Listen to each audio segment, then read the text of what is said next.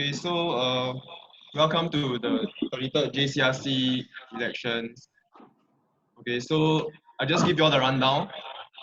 So the candidates that will be speaking, they'll be speaking based on their roles. So first will be Vice President External.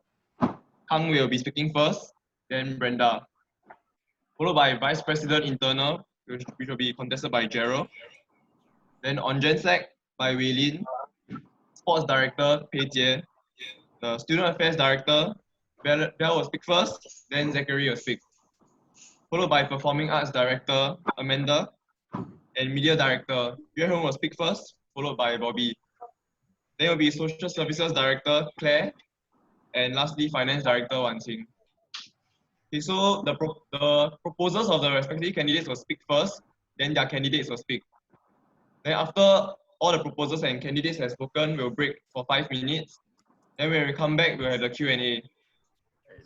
So the same thing, the Q&A will be, questions will be collected via Mentimeter. It's already on channel EH. So you can submit your questions. Then once again, same thing, when you submit your blog and your name and who you are directing your question to. So as there are various roles being contested, right? I prefer if when you all ask the question, direct it either to the individual or to the position. So either the person or the people who are contesting that particular position. Okay? Okay, so without further ado, can we have Kang Wei to speak, Kang Wei's proposal to speak first, then Kang Wei. Okay, I don't need video, must stand up or not? We just sit down can already. Wait, what? Don't need video, right? You see. You put video lah, Jun Wei. Oi, fast. Wait. Okay. Yeah. Hi. Okay, so good evening, Eusoff. Jun Wei from D Block, and I'm the proposer for Kang Wei in his running for the position of external VP. So I want to start off by saying that Kang Wei is one of the most passionate and capable person I've met in Eusoff Hall, and this passion has encouraged him to take up many positions in various CCAs in Hall. So I think most of you remember him most for taking up the major roles in the cartoon team, like drama director and drama head in year 2, and subsequently vice producer and PAD this year. And I believe undeniably his contributions to the cartoon scene has been very significant. So I want to bring us back to 2017 when we were all back in year 1, and also when he was running as the TM of Frisbee. And I was in Frisbee for a very, very short time. But I remember seeing him turn up for all the training and the full duration every time. And always hearing the players praise him for his commitment as a TM. And sometimes he would even join in trainings to like help the team when they needed numbers. And I believe everyone has fond memories of Kang Wei as the bubbly and cheerful TM that never fails to provide welfare and also lift the spirits of the team. So with his 3 years worth of experience in Hall and in many, many different comms, culture groups, and the Frisbee Sports CCA, I believe this goes to show that as long as Kang Wei sets his heart to take up any position, like a VP external, he will always see it through to the end and to the best of his abilities, and that he also has the best interest of the people in Eusoff in mind. And on top of that, Kang Wei is also a great friend to many people in Hall. And once you have befriended and gotten to know Kang Wei, he is somebody that you know you can trust. And I believe that the ability to build this amount of trust is important for anyone running for this position. But do not misunderstand me. I'm not telling you to vote solely because he's your friend. But for Kang Wei to be able to touch the hearts of many other Eusoffians in Hall, I believe it's quite a great display of his character. And aside from that, Kang Wei is also very humble. He's capable and willing to go above and beyond for his friends, or just to do the right thing for Eusoff Hall, be it for his friends or just to fulfill his position.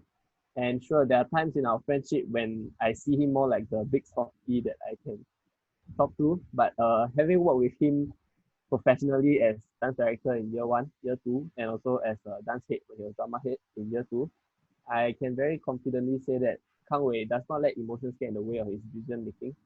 And you may well be a close friend of his on a daily basis, but when it comes down to work, he's able to function very objectively, and he will not hesitate to correct you if the need arises or when a problem comes up.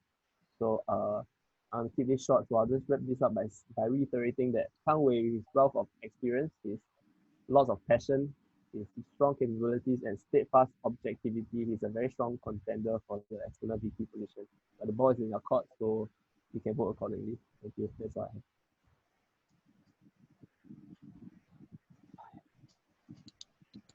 I have. Okay. The- Thank you, Junwei. Now can we have Kang Wei to say a few words? Okay. Okay. Thank you, Jiwei, for proposing for me. Hello, Eusofians. Thank you for taking the time to watch the JCRC elections rally. I'm Kang Wei, a year 3 pharmacy student staying in E Block. I know that last year I said that it's going to be the first and last time any of you will see me running at all. But hey, I'm here running again for the position of Vice President External. I really did not expect to be running JCRC for a second term, and the thought of it came creeping into me for many months now. So I guess it's the best time for me to take the plunge and seek your support to allow me to serve Yusoff for another year. And now it's probably the last time you will ever see me run again.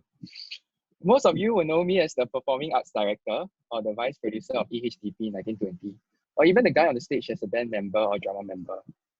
But I also have been in SPT, Acapella, Expeditions as a FR head, EBC Mines, and Frisbee PM, and also for a short while before I got cut swim.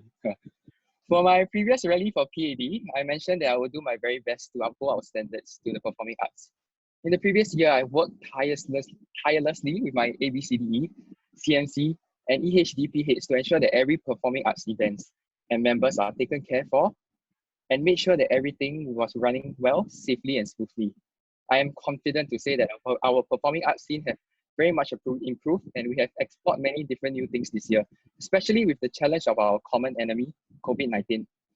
Even with this virus, I'm proud to say that most of us have achieved what we have planned for, albeit with changes along the way. And I'm very blessed to be working with this bunch of leaders who taught me to be adaptable, resilient, and open-minded. With the support of Master, the SCRC, and the Hall Office, I've changed many of our performing arts events to online platforms, notably Drama Fest, who has already finished filming and is going to be available online to our Yusofians, and our CMC Instagram challenge, which aims to engage Yusofians while keeping our social distancing, but more importantly, our physical distancing. Working as a JCRC member was a humbling and eye-opening experience. It has taught me to look things in a bigger perspective, not only in the sense of the performing arts, but laterally across all CCAs in Hall, and look at how we can further integrate, improve, and adapt with all the uncertainties that we are about to face. I am confident and excited to take on the challenges that we are about to face and serve the Hall to my utmost abilities to protect the Yusofians as a Vice President and ensure that the next batch of Yusofians feel included, satisfied, and have an enriching and undiluted Hall life. Now, why do I want to run for Vice President External? I have a great time in the 32nd JCRC and enjoyed my time working within it. I would like to take an overall role to apply what I have learned and serve the Hall greater and to improve myself as well. And as a year 3 and a JCRC member, I've seen and worked with many people in Hall from different backgrounds. My close friends are also from sports committees and social services. This feedback and heart-to-heart talks often happen, and I've learned many insights on what there is to improve overall in Hall as a Vice President, and work hard towards the external part to well support Yusoff. The economic crisis and recession are going to be a big problem for the external part of the portfolio I'm running for. And I've come up with many plans and ways that I will try to work with external parties. I have many ideas and things I would like to work on within my marketing, health, EBP, and GelCam. I'd like to keep my speech short now and leave more of my plans for these few things during the Q&A later. For all you K-drama fans who have watched Itaewon Class, the main character says, relationships and trust is extremely important in building relationships.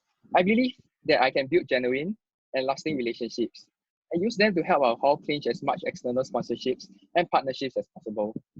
We will have to do much to market ourselves as a champion Hall and prove to the people out there that we are a Hall of excellence and harmony with our actions and publicity. I'll be excited to work with the next batch of JCRC to ensure that these things are taken care of. Also, the role of a Vice President is still important in taking care of the Yusofians.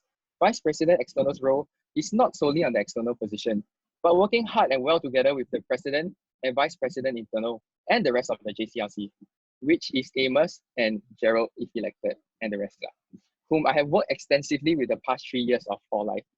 I work with Amos in Expeditions at JCRC and Gerald in CMC and AHDP.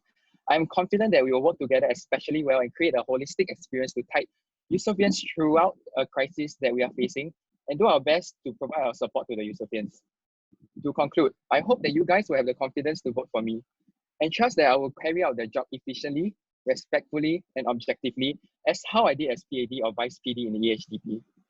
Most people who have done EHDP and has worked with me will know that I've always emphasized on how we are a champion hall and how we should work together and strongly believe in things that I feel passionate for. Okay, lastly, as a pharmacy student, please stay safe and practice physical distancing to flatten the curve. It's important that we keep each other safe and keep our numbers of COVID-19 in-house to zero. Stay healthy and 加油. Thank you.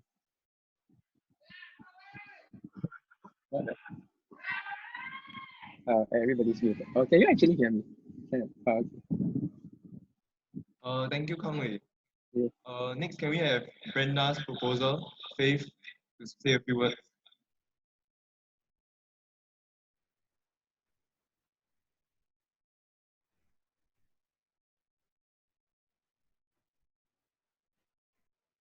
Brenda, the proposal.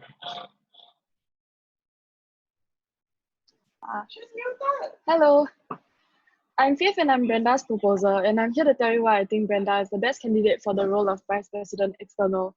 I've worked with Brenda for EHOC as well as in DP Marketing Committee for this year's dance production. Based on my experience working with Brenda, I can assure you that she is very passionate in networking and will do her very best to help Eusoff Hall improve its relations with external license. By best, I mean best. Brenda is very experienced in business, being one of the founding members of a startup company, as the marketing and communications director, as well as having studied business in Poly, gives her the edge over many people in Hall in terms of both people skills and marketing skills. Brenda not only portrays a positive and strong image of the Hall to possible collaborations and sponsors, she has vast knowledge on the different possible markets to venture to in order to help Eusoff become a better place through sponsors and endorsements. Whenever the DP Marketing Com members were out of ideas for possible companies to approach, Brenda came up with new ideas and helped to keep us consistently sending out emails despite her own commitments with SMC and having to liaise directly with the ticketing vendor for EHDP. Brenda and I are also in the Eusoff Benefactors project together, and with the knowledge of the alumni network, I believe that she has the right foundation and over-the-top skills in handling such collaborations.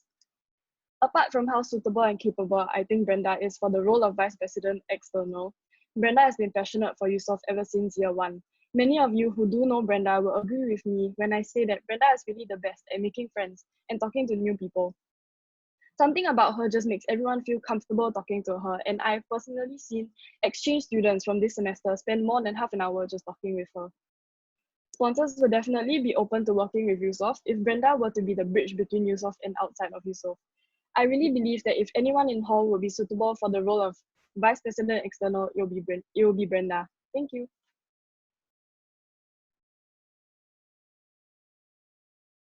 Okay, thank you, Faith.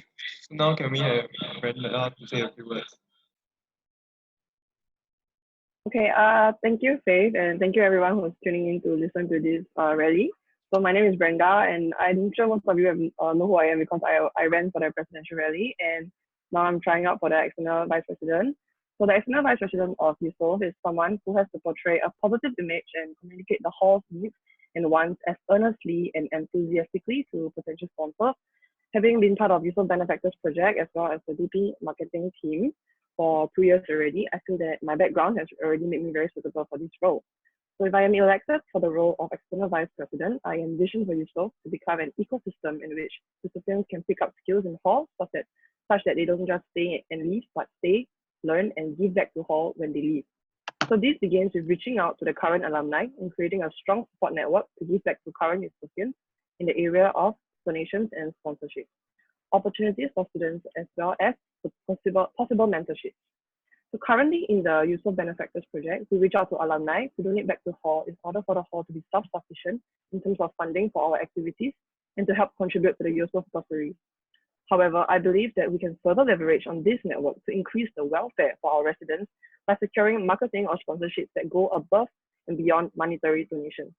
So if I am elected, I plan to create a subdivision of the EBP that is specifically aimed at reaching out to corporations and partners, especially that of our alumni, to source for these sponsorships that can potentially increase the quality of welfare that is being distributed throughout the hall. Furthermore, outside of monetary donations and sponsorships, I feel alumni can further impact the lives of Eusofians by providing opportunities such as internship referrals and graduate opportunities. So this has been done already through La Story. However, La Story can be further developed and further improved from a one-night event to a series of outreaches that act as follow-up sessions in which alumni can expand relations with Eusofians. Next, as I have previously talked about in my presidential speech, I want to revamp and improve on the current PAL system to include more skills and aspects that can be peer taught and learned. This creates a value-added system for our hall. And as the VPE, I will also work closely with the JCRC in the planning of events such as Tea and Gel. With my main focus on external liaison, I will do my best in executing my strengths to reach out to potential sponsors. Firstly, I have to work on creating an attractive image of Eusoff. By this, I am referring to positioning our hall as one that has maximum potential for growth. So with growth, there are rewards that can be reaped. Like I mentioned before during the presidential rally, Eusoff can only go higher and better. That being said, this is the image that I want to portray to outsiders in order to awake a form of curiosity in them that will make them want to get to know our hall and then contribute to it. So in conclusion, I feel that Eusoff has a lot of potential for growth and to value add to Eusofians as well. So if I were to be elected, I will definitely do my best to give Eusoff the boost it needs to go even higher. Thank you.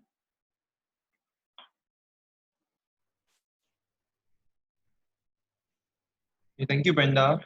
So next we will have Gerald's proposer, Jasmine, to speak on his behalf. Jasmine, please. Hello, everyone. I'm Jasmine from D Block, and I'm here to speak for Gerald only because he doesn't have other friends. So I worked with Gerald for 2 years, both in SMC main comm, and even though he can be a little bit annoying at times, but ultimately you could tell that he really wants the best for the team. When working with him, I realized he is highly meticulous and he doesn't settle for slipshod work. As a senior figure in this year's SMC main comm, he made great use of his previous experiences to help ensure the continuous success of the comm. Jared never fails to amaze me at how dedicated he is to the hall. I mean, hall is honestly the closest thing he has to a home. So if you guys didn't know, right, Jared sleeps on a sofa at home, and so the only bed he has is here in Eusoff. So to be honest, ever since we were in year one, he has already been talking about how he wants to change the system and hall and blah blah blah, and I normally just zone out. But you could tell how involved and how genuine he is in wanting to make a difference. As his friend, he's honestly one of the most reliable person I've met, and whenever I have a problem, he will always be there to listen.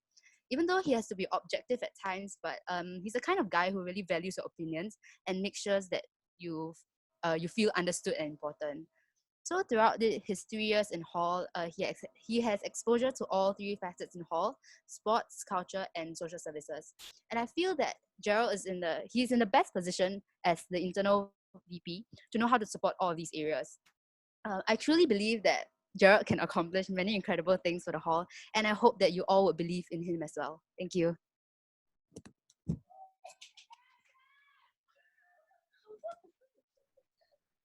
Thank you, Jasmine. Now can we have Gerald?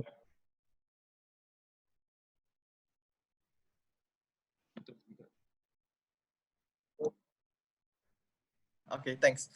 So thanks, Jess, for the amazing speech. Yes, I sleep on a sofa at home, and yes, hall is practically my second, like 1.5 home per se. So hi, I'm Gerald. I'm from year 3 and from D Block, and I'm currently running for the position of the Vice President Internal. So before I dive into my qualifications for the role of the Vice President Internal, I'd like to share more about the reason why I joined Eusoff in the first place. So similar to the current SAD Student Affairs Director, Roy, Eusoff was not my first choice. I was prioritizing KE7 over Eusoff because I had a close friend who was staying in KE7. However, another friend of mine that some of you might know insisted that Eusoff was the right place for me. And me being an ambitious little kid, I decided to take the leap of faith and join Eusoff. And boy, that was the best decision that I've made in the 3 years which I've been in NUS. So running for JCRC is not an easy task. I believe that all the candidates that sit before you behind the screen today have an inherent love for Eusoff and want to give back in whatever way they can. Me likewise. Eusoff has been a great part of my university life. In year one, as a carefree freshman, I remember all the late night heart-to-heart talks, dragging friends and being dragged to go for hall events, cheering like mad in every IHG game that I watched, and watching Eusoffans cry tears of joy and relief after putting up an amazing DP performance. In year two, after committing to several leadership roles, I experienced the painfully long, yet rewarding meetings, and the relief when events run smoothly, and the pride when Eusoff retained the IHG goal after a close contention with TH. I believe many of the seniors will know the historic Sunday where we won 6 goals, and me likewise, I was extremely proud of that day. Not forgetting the close bonds forged with mates and committee members in whatever events that we have been to together. In year 3, I was able to watch the juniors step up and run committees even better than I did. And I genuinely felt a sense of happiness because I knew that Eusoff would be in good hands in the future. And now in year 4, I'm ready to take on the task of becoming the vice president and giving back to Hall after receiving so much. After 2.5 years in Hall, I was actually very lucky to be able to join many committees, culture groups, and sports, which allowed me to gain relevant knowledge and skills for my role as the vice president. And also allowed me to understand how the hall is being run so that improvements can be made specific to each committee, group, or sport. So my experience as CMC head trained me to see things in a big picture and manage taskings.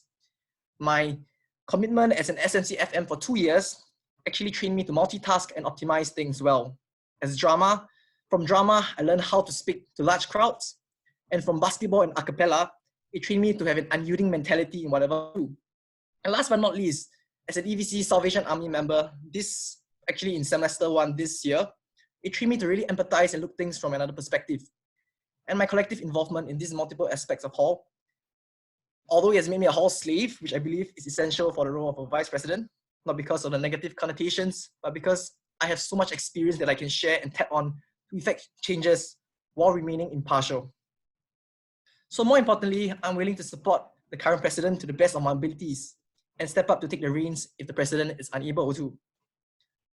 I mean, not unable to, but he's not available. So as the vice president, I will also ensure that the entire JCRC remains focused and impartial in their decisions and strive to make the Eusoff experience better and better each year. So if elected, I will be one of those who will be in charge of GEL. And if people don't know, GEL is the gathering of Eusoff leaders. And I will ensure that appropriate goals are set and followed so that Eusoff can continue to improve while retaining the fun experiences and opportunities that everyone should be able to enjoy.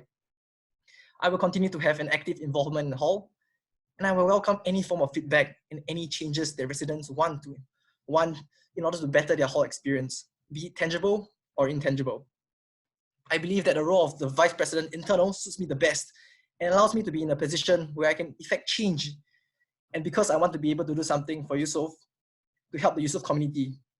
So vote for me for the vice president internal, because you know that I'm never going to let you down. Thank you. Thank you, Gerald.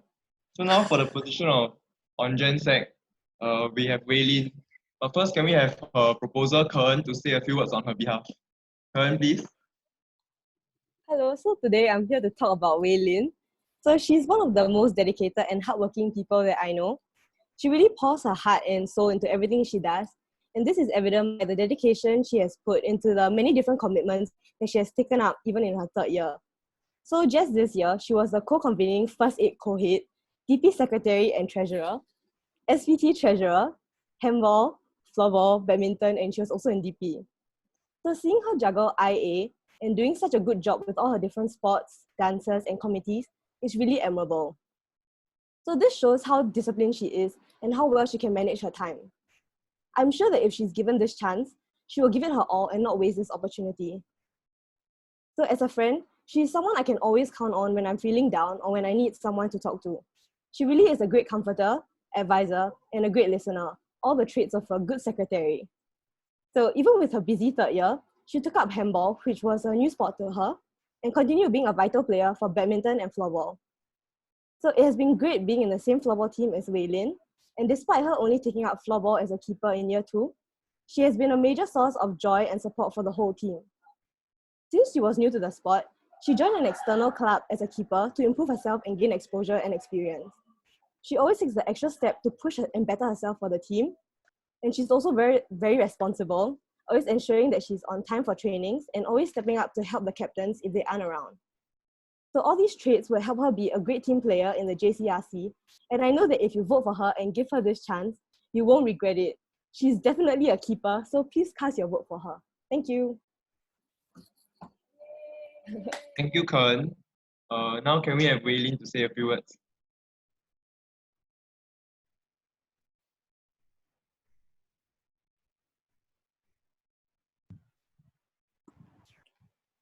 So do I start over? Yeah, you can start now. Okay.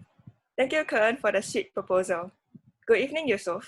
I'm Wei Lin, and today I'm here to convince you why I think I'm suited for the role of the Honorable General Secretary for the 33rd JCRC. So just a short introduction of myself. So for those who do not know me, I'm a Year 3 Biomedical Engineering student, and I've stayed in Eusoff Hall since I've entered NUS as a freshman. So throughout my stay in Eusoff, I had tried a little bit of almost everything, like as mentioned by Kern, from sports to dances and to committees. So what really made me decide to run for the Hon Gen Sec position in the upcoming JCRC? This definitely came as a shock to many, especially since I seem to only focus on sports. So being in Eusoff for the past 3 years and across the various CCAs I've participated in, I found that in a team, I tend to play the supportive role to help push my teammates further whenever they need the extra push. And I feel that the Hon Gen Sec of the JCRC plays this very supportive role to support the rest of the directors. And this complements my personality very well. Hence, I'm confident that I can bring this support to the 33rd JCRC if I were to be elected. So next, Eusoff had also provided me with a lot of opportunities to learn and grow as a person. So to those that didn't know me before I entered Eusoff, I was super shy, super awkward, and will not talk to anybody unless you came to talk to me first, or like when I'm forced to do so. So, however, I felt that because of what I've been through in Eusoff, I've grown so much more since. Signing up for sports forced me out of my comfort zone as I had to eventually get to know my teammates, especially when badminton is a very solo sport. And signing up for like team sports like volleyball or floorball in Eusoff gave me the opportunity to force myself out of my comfort zone to get to know my teammates. And then signing up for DP forced me to perform in front of a large audience, something that I will never think I will do in my entire life. And signing up for committees like experts to force me into uncomfortable situations that I had to overcome, even in a foreign setting. So there have been so much that I've gained from the past 3 years in Eusoff. Moreover, as I was the DP secretary this past year, it had also provided me with the experience and skill set that I think is needed for this role. There were definitely things that I feel I could have improved on. For example, being more proactive in reminding my fellow COM members about their deadlines and things like that. So I understand the JCRC will be definitely on a different level from a DP secretary, but I'm confident that my experiences in the various CCAs I've joined will enable me to do a good job as the Hon Gen Sec of the 33rd JCRC if I'm elected. So lastly, as I'll be entering my final year in NUS next year, it will also be my last time to try something new. Many of my friends also told me that this position would also be a once-in-a-lifetime opportunity as well. So since it's gonna be one of the few last few chances for me to give back to Hall, and also the last few chances to like try something different for all like the precious memories Eusoff has provided me, and I want to give back to Hall with it. So it will be truly my honor to serve everyone as the Hon Gen Sec for the 33rd JCRC if I'm elected. So thank you so much for your kind attention.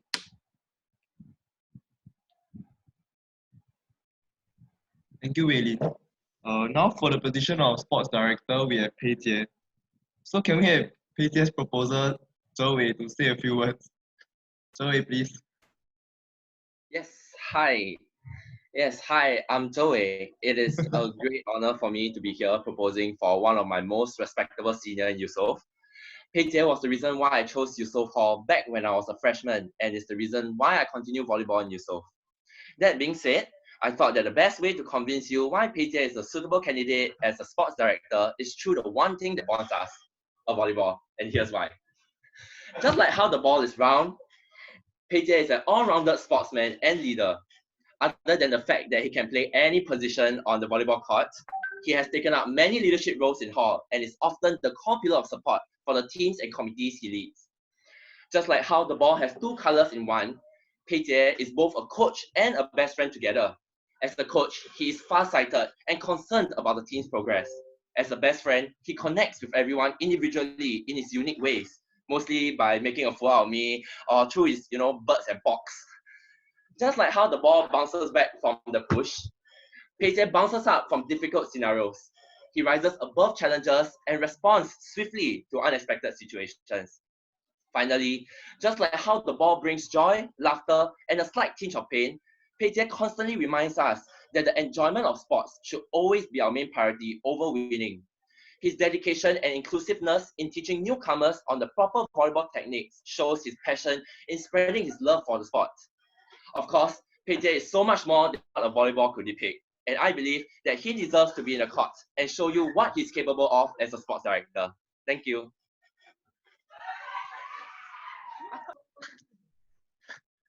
Thank you, Joey, for the riveting speech. Can we next have Pei Jie to say a few words? Okay, hi. Okay, I didn't expect that. Yeah, sorry, join me. But I really didn't expect that speech. But okay, thank you, Zoe. And yeah, okay, so I think maybe I should start with a short introduction myself. So hi, I'm Pei Jie, a year 3 architecture student. And some of the commitments I joined hall is HBB, convening volleyball, table tennis. And this year I actually took up the role of volleyball TM and be the coach. Yeah. So yeah, before I begin my speech, Amos actually once advised me that if I want to be a better sports leader than him, I should give a better speech than him. Yeah, so here goes. So I'll start with a question of what does Eusoff mean to me? I feel that a lot of us here running for JCRC have a lot of fond memories in Eusoff and unique experiences here. We are grateful of what our seniors have in place for us, a great system that all of us have benefited from. This is why I want to be part of them to ensure that this current system continues to run smoothly, and also to find ways to further improve this system, which will benefit more Eusophians greatly. So there's actually two groups of people who actually inspired me to take up this role as sports director. First group will be the seniors and alumni who are so willingly to contribute back to hall despite the fact that they have graduated. They are willing to go out of the way to train the juniors and occasionally come back to be friendly with the juniors. It is definitely heartening to see them constantly giving back to Eusoff, and it's truly amazing to witness how sports can connect different batches of Eusophians together. Second group of people will be the newcomers. These newcomers plays a huge part in my decision to take up this role. As a veteran volleyball player, I tend to lose myself in the pursuit of excellence, but things changed when I first attended the very first Eusoff training. Seeing this group of people so eager to train and the happiness in their eyes remind me of why I ever started playing this sport. Like what my coach say, 打球要开心. It's always easier said than done, but I'm truly thankful for this, for them to remind me that why I started playing is, and also not be so hard on myself and celebrate the tiny victories in life. Therefore, inspire me to take up this role as sports director. I personally benefited a lot from sports into our character development, from resilience to determination to discipline, camaraderie to teamwork and friendship. It's always the moment you share with the team, those who were there at your lowest, and those who stick with you thick and thin that matters. I believe all seniors will remember the legendary year where we make a legendary comeback when we were year 2, and this year to all the Eusopians who step up against our friendly neighbors and COVID-19 to retain the title. As the defending champion hall, I feel that it's ever important for us to ask ourselves what's next. Be it sports or singing or dancing, we should perhaps place more emphasis on the growth aspects and how we can mature with sports. This is how I derive my vision as a sports director, and I hope I can be the one bringing you on this learning journey. In the light of the current COVID-19 situation, I believe what lies ahead is uncertain. It's even more important for the sports director, SMC, sports captain, to come together and brainstorm new ideas for the next AY. We have to be creative and open-minded in times like this. And as a hall, it's important for us to stand united and come together as one. I hope I'll be given this opportunity to bring about some changes in hall and lead you guys through this AY in this stormy time. Thank you very much for listening to what I say and stay safe.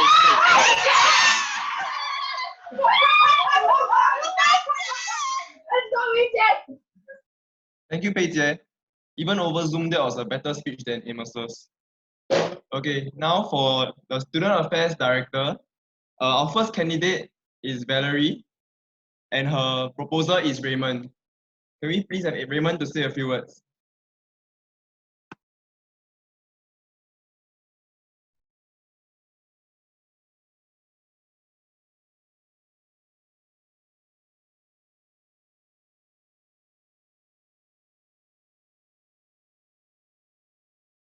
Hi.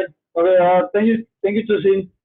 First and foremost, I'd like to thank the slate of candidates for stepping up again to be part of the next JCRC. And I'm sure for those that elected, JCRC will be one of the most meaningful and fruitful experiences for you in Eusoff. Okay, so now I would like to talk about Belle and why I'm recommending her and proposing her to be the next Student Affairs Director. So for Belle, the first thing you know about her is that you'll hear her before you ever see her. She is literally omnipresent. Besides her very loud personality, I think she actively participates in hall. For her 3 years here, she has been in dance, in block-com, sports, from being a captain to sub-com head. And in fact, she ranked #1 in points last year after the JCRC. If I'm not wrong, it's about, I think, 90 points. But I think the important thing about the points is that it's not just about her leadership positions, but also that she has been a member in many areas in hall, and for that, she is very in tune with what's happening on the ground. Even though she was on exchange this year, I'm very sure that her presence can still be keenly felt on Insta Live, where she's the only one that launches into a barrage of comments on our Insta Live feed. She continued on using another account, even though her personal account was being banned. So you can tell her that she's a very enthusiastic personality to have around in hall. So I asked her, like that not tiring, man. I feel like I'm so tired.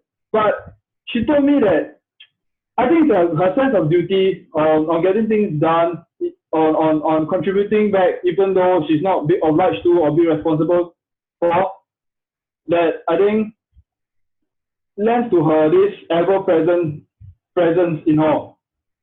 The second thing about Val is that I found her to be a very tenacious person. When I was working with her as Sportsy captain and Sportsy publications head, she doesn't give up when the odds are against her, and she make sure that things are done before deadlines. For instance, as publication head, she had a very tight deadline. Okay, I gave her a very tight deadline of churning out articles the day right after the games are being held, and she did complain, but end of the day, she did deliver. So for her, I think she understands that serving the hall is not a sprint, it's a marathon. And her tenacity will see her through. So I think it's a trait that our SAD shares, like how Roy has been this year, chasing people to reply surveys about whether doors should be locked, about meal feedback, and about hall security issues. And I see that this tenacity will bring her far in her role. So for Val, she's also extremely approachable, like what Faith mentioned about Brenda, and she's always willing to make the first step. I have seen her firsthand how she extends the first step to get to know people that are new to hall, exchangers, people who don't have a lot of friends. And I think this proactive ability of her makes people feel at ease and comfortable, even though they may just know her for the first time. I think sometimes we focus too extensively on the individual positions during election rally, and we overlook the importance of how the symbiosis of a team, the whole JCRC team, whether they can work together. I think it's something that we neglect. And given her approachable personality, I think that make it easier for her to fit into the title JCRC if she's elected and work cohesively for the benefit of Eusoff. So, with the necessary experience, qualities, and passion to serve, I believe that Belle would be a very great candidate for Student Affairs Director. So does she have what it takes to be the next SAD? I believe yes, she can. So with Belle at title JCRC, can we bring Eusoff to greater heights? I believe yes, we can. Thank you. Thank you, Raymond. Now can we have Belle to say a few words? Belle, please. Hello. Can you hear me? Okay. Okay, thank you very much for your super kind words. I'm very flattered actually. Okay. Good evening everyone. I'm Valerie and I'm currently running for the position as the Student Affairs Director. So just let me introduce myself a little because I'm out of hall this sem, so kind of sad. Okay, so I'm a year 3 sociology student. Okay, so in these 3 years, I have participated in many things, ranging from sports, committees, social services, and dance. So I was in basketball, handball, floorball, soccer, and then I was in SMC, Block Com for 2 years, and then CMC as well as EVC Elderly Services. And then I joined 2 DP items every year except for this year, and then I participated in DU last year. So to share something new. So in these 3 years, I have exposed myself to the different sports committees, social services, and dance. I was given an opportunity to venture and try out new things that I wouldn't have thought myself to be trying. So why am I suitable for SAD? Since I was in Block Com for 2 years as a member in year 1 and a vice block head in year 2, I know how things work within each block. I know what are the needs and problems that blocks usually face. Sports captain, vice block head, and SMC publications head. These leadership positions have taught me many things, such as the ability to adapt to sudden changes. And sometimes the process to the end goal matters more than the end goal itself. So the exposure to the various sports, committees, and social services gives me more insights about the different groups of people and the different perspectives that they have. Hence, I will be able to adjust and see to the needs and problems that various groups have in hall. As my friends would know, I'm a team player who works well with others. I respect everyone's opinions and I tend to listen to everyone's opinions and suggestions before making any decisions. As cliche as it sounds, I'm that person who strongly believes that there is no I in team. I'm also a level-headed person who is unfazed even when thrown with challenges and difficulties. I always make sure I see through all my tasks even when it seems impossible. Why I want to be SAD? My vision for Eusoff as an SAD is to integrate Eusoffians, regardless of blocks and CCAs, to create a more harmonious and spirited hall. I hope during this process, Eusoffians will feel a greater sense of belonging and see Eusoff as a safe environment to voice their opinions and try out new things. Like I said, I want to be the voice of Eusoffians, to listen to their needs and problems and to help them. So maybe let's move on to some practical stuff. So the things that I want to focus on if I were elected to be the SAD. First, the participation and support each Eusoffian give to various hall events, CCAs, and to one another. I want to build on what Roy has done this year, which is EHBB and the Interblock online gaming. There was supposed to be another event, but it was cancelled due to the COVID-19 situation. So building on what Roy has done, I hope to come up with more of such activities, preferably more at the start of SEM 1 when everyone is damn hyped, and at the end of SEM 2 when the hall is usually a ghost town, and then to target more groups of people. Through all these hall activities, people's faces will tend to look more familiar to one another, hence increasing the chances of getting everyone to be more bonded. Second, sanitation and hygiene. In my 3 years in Eusoff, I realized that the toilets here are really not clean, despite the hard work from the aunties and uncles. Sometimes I would even see footprints on the toilet seats. So I have an idea of providing sanitation wipes in each cubicle. So also in light of with the COVID-19 situation, more emphasis has to be placed on hand soap and hand sanitizers in toilets and preferably along, on the walls along corridors and in common areas. And then the last thing would be to make common areas such as the pool room and be more homely for different blocks and CCAs to use. So with the COVID-19 situation, I foresee that a lot of things will have to be suspended and brought online. So, but then we will not be put down by this situation. So to end off my speech, if I'm elected, I can assure you guys that I will try my very best to deliver all the things that I have set up to do or change. So please vote for me. Thank you. Thank you, Val. So our next candidate for Student Affairs Director is Zachary, and his proposer is Alun. So can we have Alun to say a few words for Zachary? Okay. Hi everyone. Can you hear me? Hope you can. So I'm if you don't know me, my name is Alun. I'm the E-Block head, and I'm gonna be proposing for Zachary Lim for the role of Student Affairs Director. Okay, so I'll be very honest with you.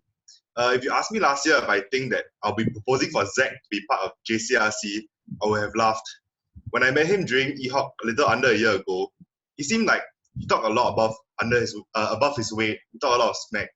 But I'm sure a lot of you might or might not agree. But I'm here to tell you that what working with him, both as a BlockCom member and living beside him as a neighbor, has changed about me throughout the course of this year. So Zach has been a BlockCom member of mine this past year. And I'll start by speaking a bit about from the perspective of a blockhead and as how Zach is as a BlockCom member. So firstly, Zach has been my treasurer in BlockCom, and that alone should say that he does relatively more work than everyone else and demands little recognition for it.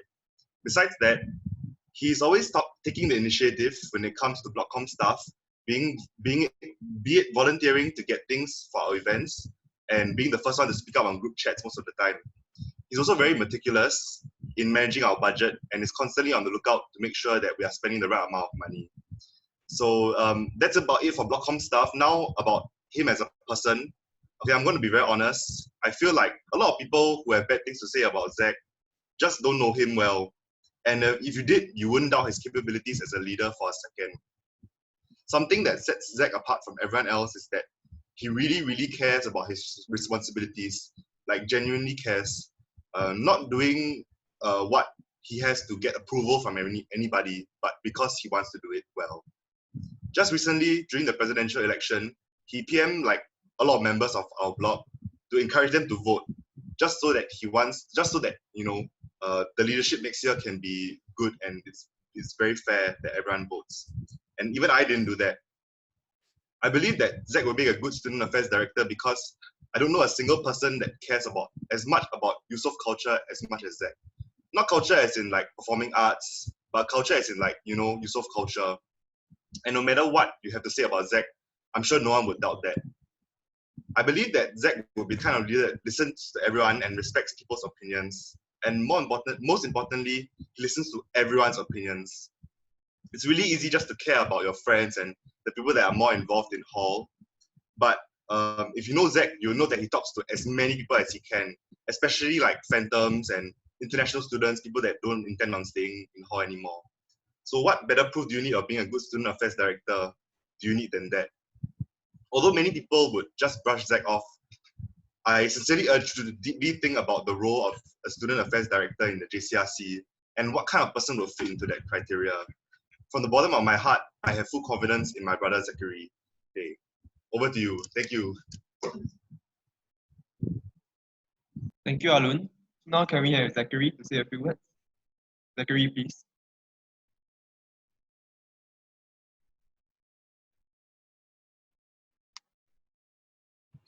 Hello, can you hear me?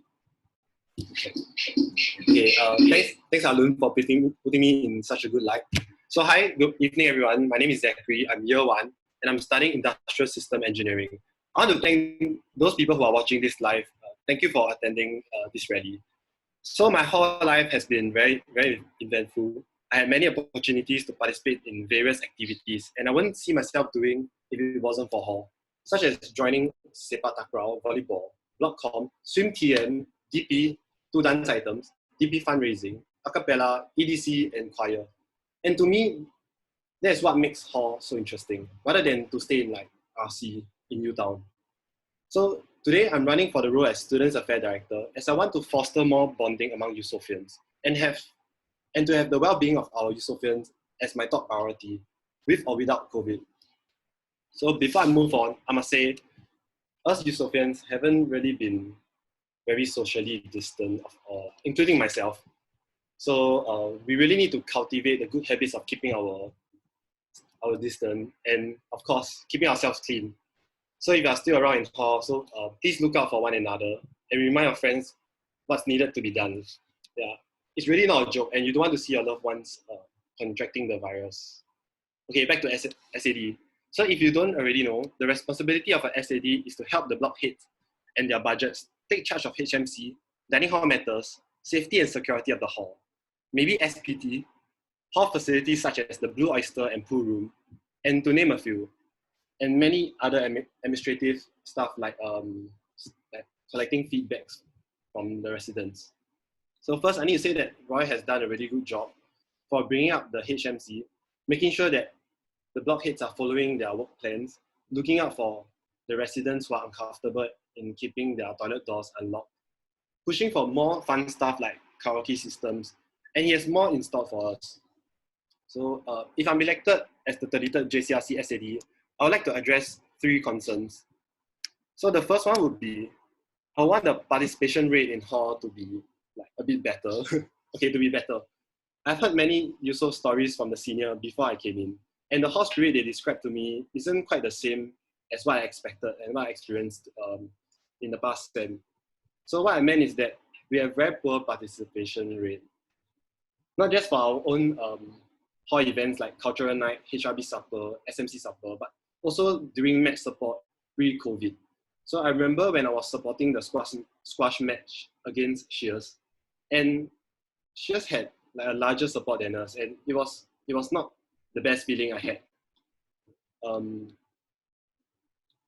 Sorry, okay. So to sum up, we need to encourage our friends and pull them along for match support. But that clearly didn't work out. As a BlockCom member, I also tried to ask my friends along, but to no avail. And I'll often hear valid reasons like, oh, I have submissions to do, or I have assignments. Yeah, so I can't really blame them. So perhaps one possibility to solve this issue could be to have a PAL mentor assuring their mentees that participating in such hall events wouldn't really affect much of their CAP. So with that being said, if I'm elected as SAD, I would like to review the PAL system to a module-based instead of a like faculty-based. So as such, for module-based PAL system to work, we need to just collect data from the seniors and the freshies. So perhaps finding seniors who are strong in CS 1010 will help, and also finding which modules the freshies are struggling in. Yeah, as such, I believe that this system will help to bridge the senior freshie divide too. And if this is a good idea, I hope the JCRC can work something on it. Next, my concern will be to address the allow period that we face after certain high key events, like after IHG/DP. Like what some of the seniors might say, Eusoff is basically a ghost town.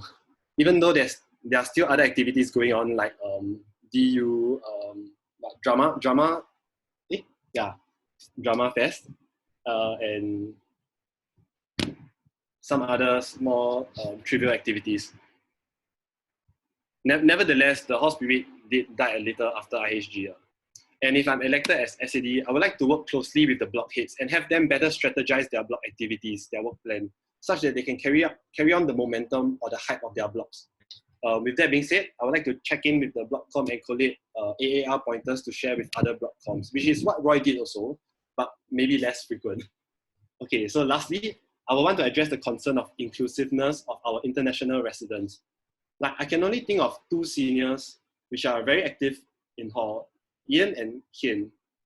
So sometimes when I go to the dining hall, it's a bit sad to see our international residents like eating alone. And to address this, I'm thinking of reviving IRC as a CCA again. Okay, this may not be the best time to start a CCA, as we might not have enough budget to do so. But okay, let me continue what I have to say. So I spoke to my Malaysian friend, and he mentioned about KE7 and Raffles Hall having such an international committee, and it actually attracts them to those halls. Yeah, perhaps the objective of IRC has to be clear. Let's say the IRC goal is to, okay, sorry, for those who don't know what IRC is, the International Relation Committee, if I'm not wrong. So IRC goal is to promote multiculturalism. So in the com, there will be local students who are interested in understanding people from various cultures. And I'm sure that there are many foreign students coming to Singapore and they don't know what's going on, like what's up in Singapore, and they'll definitely have a culture shock. So having a senior in the com to guide them and make them feel accepted is very, very important, so that they do not turn their backs onto the hall and phantom. So with IRC, hopefully there will be more active foreign students in hall, and eventually they get to have enough hall points and stay. Yeah, which can continue to look after the incoming batches of international students, and the cycle goes on. Yeah. So I'm not too sure of what do you all think about this, but I personally believe in Eusoff being an inclusive hall for all. All in all, I can say that I have the passion to serve the hall, and I'm the person that likes to try out new ideas. Being a freshman may seem that I lack the experience in hall, But I can assure you that if you give me the chance to become SAD, I will do my best and serve you so proud. Thank you.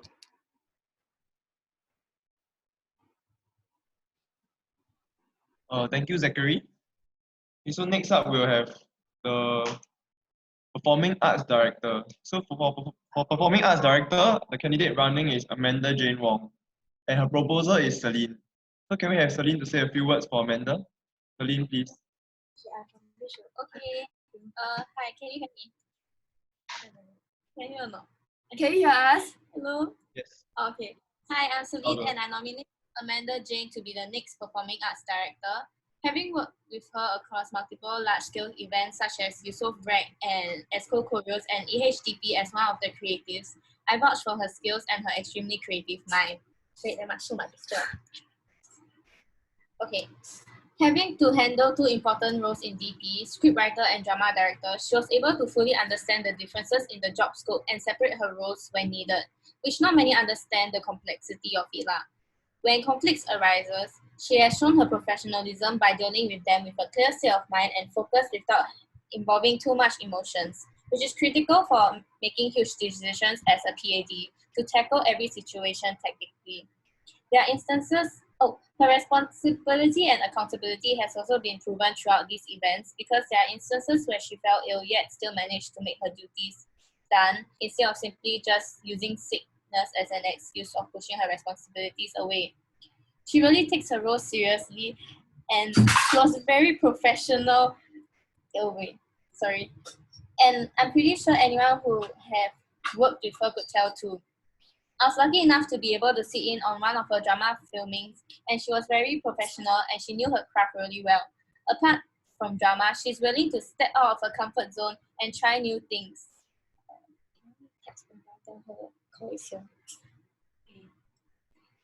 Choreographing for rap was her first time choreographing for a dance, and she just adapted quickly to changes and also heed advices from people with an open mind.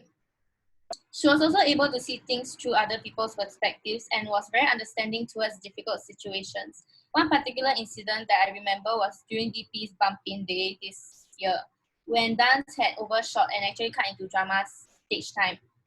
And I was extremely anxious about it because stage time for everyone was very important.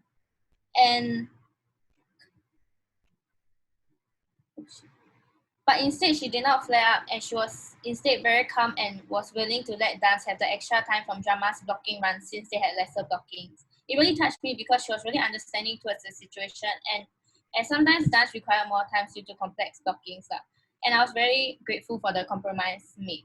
Apart from the incident, having to work alongside her, I was able to witness her ability to remain calm and seek clarification of the situation instead of assuming. As simplistic as it sounds, it's an essential quality to have, as it's only human nature to assume things rather than seek clarification first. Initially, I was afraid of working with her during rec since we both did not interact much during our freshie days. But after rec, I realized she was a very fun and unique individual whom I clicked well with. She has helped me grow a lot since I started working with her in terms of the way she handles situations. As a friend, she often gave me support and has been my pillar of strength since the start of rec. I appreciated the advices she's given me for the past 2 years and her unwavering support in my decisions, be it in a professional or as a casual setting. She's not afraid to give constructive criticism and make sure that I still have space to grow as an individual despite her own personal thoughts. In conclusion, judging from how well DP's end product was and how well drama is handling the COVID situation given drama fairs, I believe she is capable of leading Eusoff's performing arts to a greater height than where it is now. She is someone who can handle change really well and is persistent and determined in reaching her goals. Eusoff's performing arts will be in safe hands if she were to be PAB. Okay, I'm done. Okay. Thank you, Do I Celine. just Yeah, so now can we have Amanda to speak up? Thank you. Okay, hello, I'm Amanda. I'm in year 2. I am a Southeast Asian Studies and Film Studies student. and I'm running for Performing Arts Director. So before joining Eusoff, I was one of the few people who had the impression that this was a sports hall, but little did I know that I would have so many opportunities to learn and read, and of course, realize that Eusoff is so much more than that. The reason I'm running is, simply put, is I feel that this is the best way I can serve the hall, given my personal experience and interest in performing arts. For those people who may not be so familiar with what I do or what I've done in Eusoff, in year one, I was in Eusoff drama, I was in EDC, I was a rec dancer, then I got injured, but yeah, whatever. I was also JDD, Junior Drama Director for DP, and I also danced for DP. For the freshies, you might have seen me perform for some of the orientation programs last summer, such as engagement camp, EHOP, or sports camp. In year two, I was a choreographer for rec with Celine, and I was also drama director and scriptwriter for DP. And currently, I'm also Eusoff drama vice head with Sabrina, the drama head. So I wrote my application. You might have seen the PDF. I mean, if you haven't, it's okay, I'll repeat it. My vision for Eusoff culture is that I hope people can have a deeper understanding and appreciation for performing arts and see it as like an essential part of holistic education, together with playing sport, managing teams, and academic learning. So it's not just like a one-time I try for experience thing. I sound a bit like a teacher, but I do think this is quite pertinent to us because I understand that a good proportion of people who join a cultural CCA in hall are non-experienced. And for them, it's an opportunity to learn something new, which is good. But that being said, I feel that it can be so much more than casual participation, like not just I joined one time for experience, because no matter how short or one time our experience is, there are a lot of valuable lessons that we can draw from performing arts that are relevant to our overall education. And I think this is what makes our uni degree more meaningful than just words printed on 120-gram paper, right? Like, I suppose people have the impression of NUS students as also being pretty all-rounded, apart from other things, but yeah, to be honest, I feel like this can be applied to sport as well. Perhaps like people who come into hall with more performing arts experience and they want to try sports for the first time, right? Like in my personal experience, like just a personal anecdote, before I was a dancer and before I learned acting, I used to do fencing. I don't fence anymore. Will I go back to the sport? Probably not. But I feel that I don't have any regrets. I did not waste any of my time. Granted, I may be a far more skilled performer if I had started earlier in life, but sports has also played a part in making me who I am. So I feel this can be applied to everyone in hall, and I hope more of us can appreciate the welcome nature of Eusoff performing arts and turn it into something meaningful for themselves, for yourself. And I think this will help a lot with the continuity as well, because this way it will be a lot more effective and easy for the cultural heads to pick up potential leaders to carry on their legacy in like the future years and subsequently. So how I can help you as a PAD, like more tangible things. I think we can perhaps work towards channeling more of our resources towards professional training or coming up with more plans to build skills, like focusing more on foundation building and focus on training, that kind of thing. I also hope to give more opportunity for content creation. With regard to content creation, personally, I like the idea of using online media as a means of promoting the arts, given the widespread use of technology and social media. And I believe some of the other candidates have also expressed the relevance of online media now, especially given the COVID situation. And I mean, I know that an active audience is important to like all performing arts, but one thing that we can do to be more proactive in using the media that is available to us, aside from hosting performances like Culture Night and various like performing arts concerts, one thing we can do is to be more proactive. And it's like one thing to say we can encourage more people to go for concerts, like buy tickets, support the arts. But how we actually do this must be a continuous effort in small increments. So like small bites of individual effort from the collective mass. Like if there's anything that the COVID-19 situation has proved, it's rather than see adversity as a limitation and like immediate shutdown of events, I think it's constraints that ironically encourage creativity lah. So if you guys are keeping up to date with the Eusoff drama Instagram at EH_drama, you might have seen the COVID-19 video that the Hall office requested us to make.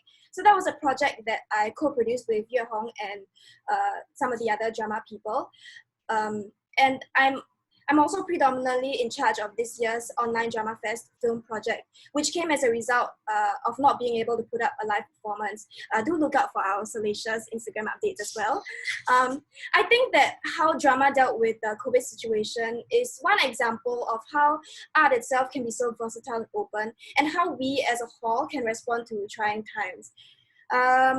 Personally, I've worked with Kang Wei as a drama vice head, under him as PAD, and I've also been his junior drama director in year one when he was drama director, and then this year he was also vice producer for TP. And like, frankly, when I look at Kang Wei, especially this year when he was PAD, he always looks like he's dying on the inside, and fatigue is not a great look. I'm sorry, Kang Wei.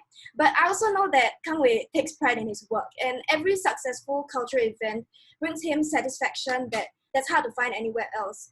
And so I think it's really these like small moments that I find like make the job worthwhile and makes him worthy of our respect. So thank you, Kang Wei.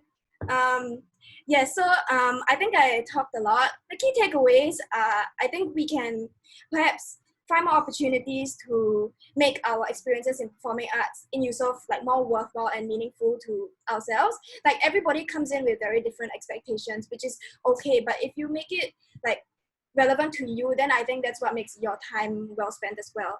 Yeah, and I hope to emphasize that different performing arts are unique and individual. Every group has different needs, and I hope to be able to work closely with the future leaders as well. So we can make opportunities together. I look forward, hopefully, if you let me, to work with the rest of the JCRC, and yes, make Eusoff generally a better place in terms of culture, but also overall. But yes, I can only do so if you will give me your support.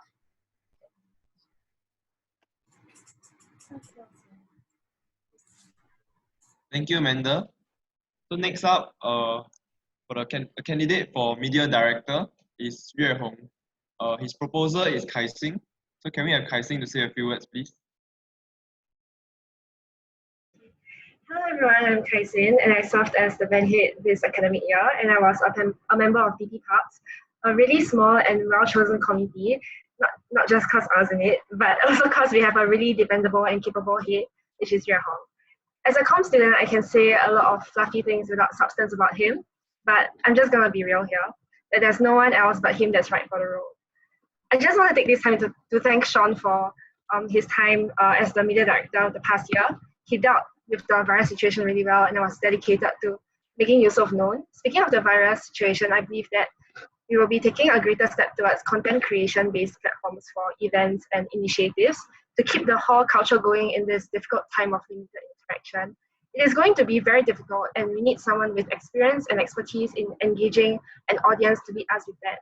I'll leave Yue Hong to talk about his credentials and talent. For me, I'll be introducing him as someone that I've worked with for the past 6 to 7 months. He is not just all talk. I was really impressed when he put out an entire timeline for us to stick to get us moving along when the committee was formed really late due to certain circumstances. Still, despite the very tight timeline, he was calm under that pressure and was on the ball all the time, adapting to changes quickly and takes ownership of what he does. I appreciate that he updates us when things change rather than just throwing us tasks to do. It shows that he respects us and our efforts and gives us ownership over the production. He can be crazy with his ideas, but he is rational and has great foresight, thinking 3 steps ahead before anyone else does. This, with his proficiency in Adobe software, makes him really reliable as a head. You might think that he's really proud. Such a thing that I say he isn't, but he is. I'm kidding. He is proud, but of his work, even our work. I think that is the mark of like a very good creator, when you do not compromise on quality and hence can be happy with what you have accomplished and strive for more. He does exercise humility, and I can see this from how he teaches us like the basics of Photoshop or Illustrator. He doesn't pretend to know everything. Yes, he's human, even though he knows a lot, and is very patient, encouraging us when we are struggling. I remember the fundraising shirt design. Even though my designs were amateur, he didn't look down on it and took elements from what we have proposed and modified it to something that was beyond what we could ever think of. His quirkiness, sincerity in helping us to grow individually, and constructive feedback must have won us over. We liked him so much that we were willing to sit through a 12-hour meeting doing nothing but illustrator designs for the choreo post just to get it out as scheduled. Some call it slave driving. I call it commitment. We gotta do what we gotta do. And if he wasn't a good head, I don't think any of us would be willing to do that for him. We love and respect him enough to do so. And we aren't just like a committee anymore. We became friends who gave each other makeovers, hang out for, some chill entertainment. And honestly, I couldn't have asked for anyone else better to have been the head of a publicity committee and now media director. His reliability, passion, and adaptability makes him a fantastic fit for this role than anyone else in this restrictive season. So please do vote for him. Thank you. Thank you, Kai-Sing. Now can we agree at home to say a few words? Hey, give me a second.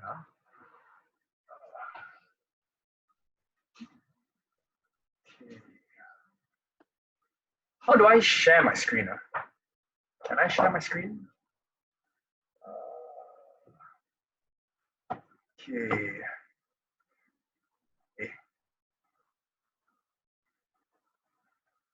Give me a second. How do you share screen now? Yeah, it's not me here. Can I share my screen? Do you know? Sorry? Can you enable the share screen function, please? Because yeah, that's pretty important. Okay, hold on.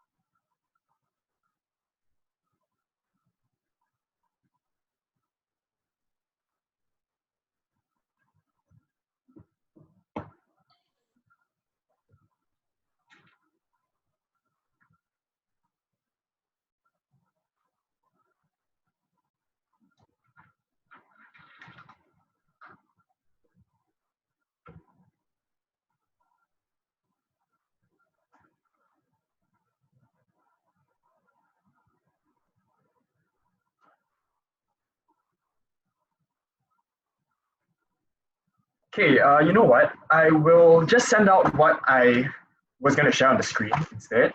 And I'll just go ahead with the presentation with my speech first so that I don't waste everyone's time. So hi, many of you might know me as the publicity head for this year's dance production. I am Ye Hong, a year 2 Archi student. So just a brief introduction to my credentials. I was responsible for the publicity of EHOP as well as EHDP. And this past year, I've worked with the very talented CNC Pubs team, as well as the Drama Pubs team that's a bit lesser known. And once again, I'm overseeing the publicity for the upcoming Eusoff Hall Orientation Camp next year. And in the recent weeks, I've also handled numerous projects, like the recent COVID video, as mentioned by Amanda before me, as well as Foreplay, which is an initiative that I will touch on later. For those who are familiar with my work, I feel that the quality and the standards of my work will speak for themselves. As for those who are not familiar with my work, I'll send it out later. So I bring up my past experiences because all of these are relevant in some form or another to the job scope of a media director. Beyond curating the social media presence and the image of the hall, the media director is responsible for showcasing and representing the diversity in the hall. This entails representing athletes, performers, and everyone in between. As a sports captain and an athlete for over 10 years now, I understand the challenges that are faced by all athletes. And as part of dance production, Eusoff drama, as well as CMC, I also understand the challenges that are faced by the cultural side of hall as well. And lastly, being a member of Eusoff Works, Blockcom, and various pubs teams, I see the big picture and how everything comes together and how all the pieces fit into place. And this brings me to the reason why you should vote me. Being a competent designer, an athlete, a performer, doesn't make one a good media director. A good media director needs to see the big picture.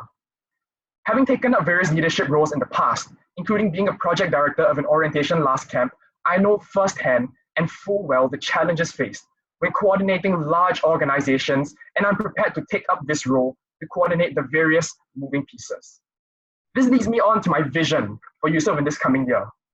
It's very short, but my vision for Eusoff is to present a united front, both internally and externally. Internally, I strive for greater coordination between all the various teams, committees, and groups within Hall. Communication and collaboration between different groups opens up new opportunities and new channels that we can explore. In this social media age, everything hinges upon making that impression. Training the various comms and leveling up their skills ensures that everyone is on the same level, and this is what will allow Eusoff to present a united front to the rest of the world. Now, having said all this, I feel like I need to address the elephant in the room, which is COVID-19. These are trying times for everyone, and we are all struggling to deal with this crisis in our own ways. Yet despite social distancing measures, the closing of facilities, and the cancellation of events, the one thing that COVID-19 hasn't managed to kill is our hall spirit. Even in the confines of our own room, 1 meter away from the nearest person, videos are being filmed, challenges are being completed, and TikToks and Insta stories are being done at an alarming rate. There will be things out of our control, disasters, tragedies, and COVID-19 is just one of them. We can't avoid these, and we can't do anything about it. But keeping our hall spirit alive, it is a choice that we all need to make. As a candidate for media director, I would point out that an interesting side effect of this situation that we're in is that it's an incredible time to be a content producer. I previously mentioned foreplay, and I bring this up again because I worked on this project, and it is a great example of turning a challenge that we face into an opportunity. In the past, foreplay has been a drama event involving 4 plays in the function hall, hence the name foreplay. But with the outbreak of COVID-19 and the social distancing limitations, changes had to be made, and foreplay became a film project instead. Now, this is very important for 2 main reasons. First, the first is that we embraced these changes by turning foreplay into a film project, and in so doing, we allowed foreplay to engage an even larger audience online, and it created new opportunities from a creative standpoint through the usage of film as a medium. This is important because we need to stop seeing challenges as dead ends, because they are not. Challenges are detours, and when we encounter one, we just need to find another way around. The second reason why I bring this up is because this project could not have been possible without the involvement of CMC and the assistance of Eusoff Works.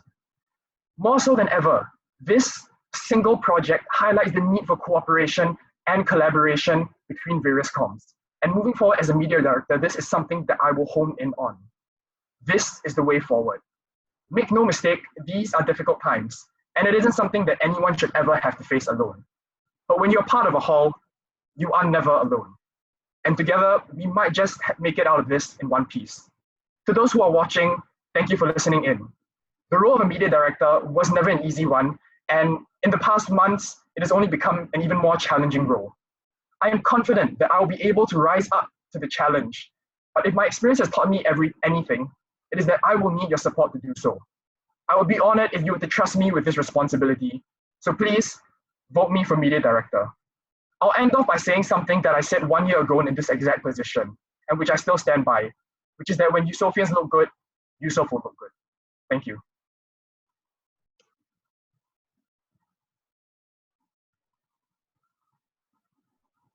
Thank you, Yue Hong.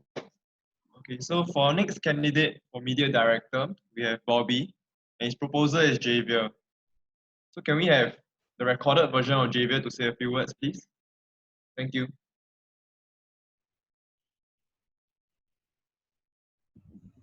Hi guys,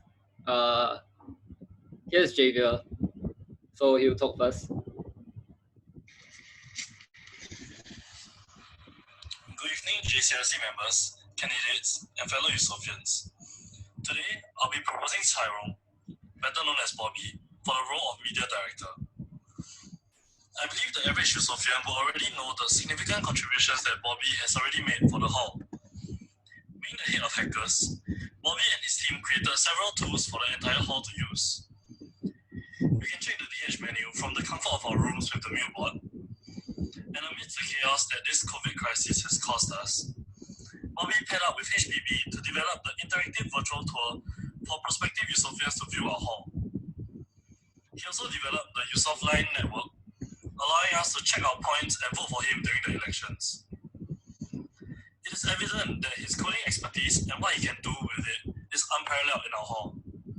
But to top it all off, his skills are paired with something far more important: his foresight for what he can achieve, and his passion for the hall. After speaking to Bobby about his campaign, I learned that he understands the role of MD is far beyond doing publicity. He understands that he will be put in a position to help improve the infrastructure and communication within and outside the hall. He understands that being in his position, he can effect change that will improve the lives of his fellow Eusoffians. I'll save the details for Bobby to share about in his speech and Q&A. My point is that Bobby is running not just for the role of MD, but also as a JCRC member, one that can be the voice of fellow Eusoffians. Being a proud Eusoffian himself, I believe that he has the heart and the skills to give us what we need in our coming year. Thank you, everyone. Thank you, candidates, for having the courage and passion to step up to the table. And all the best, Bobby. Okay, thanks, Javier. So I'll start my own speech. All right. So I'll just talk about three things very briefly. Okay, sorry. Hi, Eusoff. My name is Bobby, and I'm running for media director. I'll share about my understanding of media and what media director entails, my experience, and my vision. So this role, I believe, has many dimensions to it, and here is how I understand the role. Media refers to various means of communication, which can be categorized into two categories, internal and external, as Yue Hong has mentioned. So internal communication refers to communication within our hall, so from one group of Eusoffian to another group.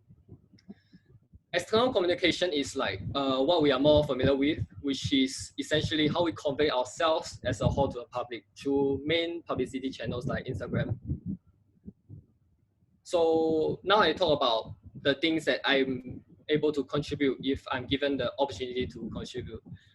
So here are what I have done in each aspect. For internal communication, I was involved in SMC publicity as a member, and I led the Eusoff's IT wing as a wing head, and I directed other ad hoc projects like jersey bidding and point system. So these things are all internal. And through these things, I have gained necessary experience and insights to important aspects such as the processing and creating of very valuable media content, the knowledge to utilize various channels like effectively, and the importance of data security. So apart from internal, which is like the thing we see inside the hall, I have also engaged my team in publicity-based projects, such as the less well-known OSA official website design. So it's an official NUS website that people click and see. I also designed and implemented with really a lot of assistance from my hackers team, HPB, Kelly and Steph, as well as, of course, people from Eusoff to work tirelessly to come up with something that is, that is able to portray Eusoff even well even in the time of crisis. I was also involved in convening. So in which I have engaged more, the public outside the hall through more conventional media platforms such as Instagram and physical poster. So through this project, right, I witnessed the potential of unconventional media channels. And by user profiling, when I actually look at the stats and data when I see at the server, I was able to determine what kind of contents are more appreciated by the public. So these are the experiences and skill set that I can bring to the table. So if given the opportunity to contribute as the media director, I do have something I want to achieve. And this is my last point. So as we all know, you also have a very comprehensive range of publication teams and very, very, very talented content producers. So what I wish to provide, right, is a very concrete infrastructure for all media teams to better collaborate and have a wider outreach. So as of now, we can imagine, just for as an example, like a web-based platform like Eusoff, they can provide very innovative ways to reach unconventional audiences. So for example, our dancers, right, who never failed to put up amazing dance. Now with this platform, they can simply upload their content onto a platform, and then the platform is able to ship out the contents in like very innovative way, like something similar to the open house website. So this is only one example like I just came out with. So as you can see, like my point, right, is the potential by utilizing new platforms is only bounded by our imagination. So this is mainly how I wish to better deliver good contents to Eusoffians. As a media director, I also want to influence the direction of our media content. Eusoffians are very capable and always display good characters, like pursuing excellence in our crafts, be it sports, dance, social service, being kind and understanding to others in times of crisis like COVID, and being innovative and courageous. These traits are inherently good and should be proudly broadcasted, both internally and externally. We are a group of extremely fun and innovative bunch. Oh yeah, just check out the Drama Fest. Like the starting animation is really quite genius. It really got a lot of guys interested. So as a whole, right, we already have something.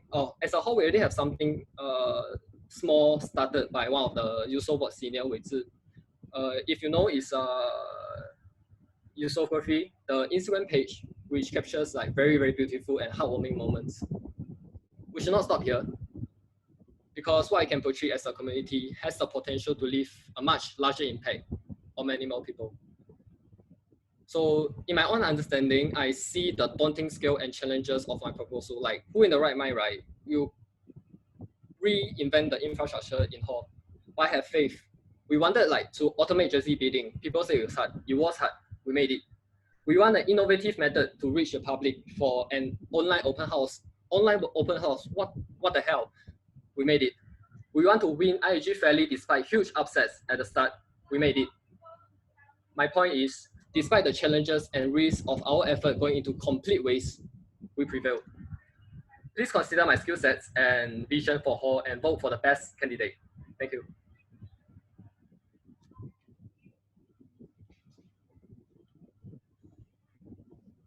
Thank you, Bobby.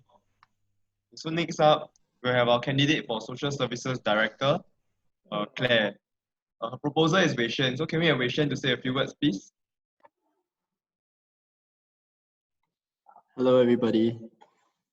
Hi, so I hope everyone's having a wonderful evening. I'm speaking as a proposer for Claire as she runs for the position of Social Services Director. So for context, Claire served as the TM this year for the Road Relay team.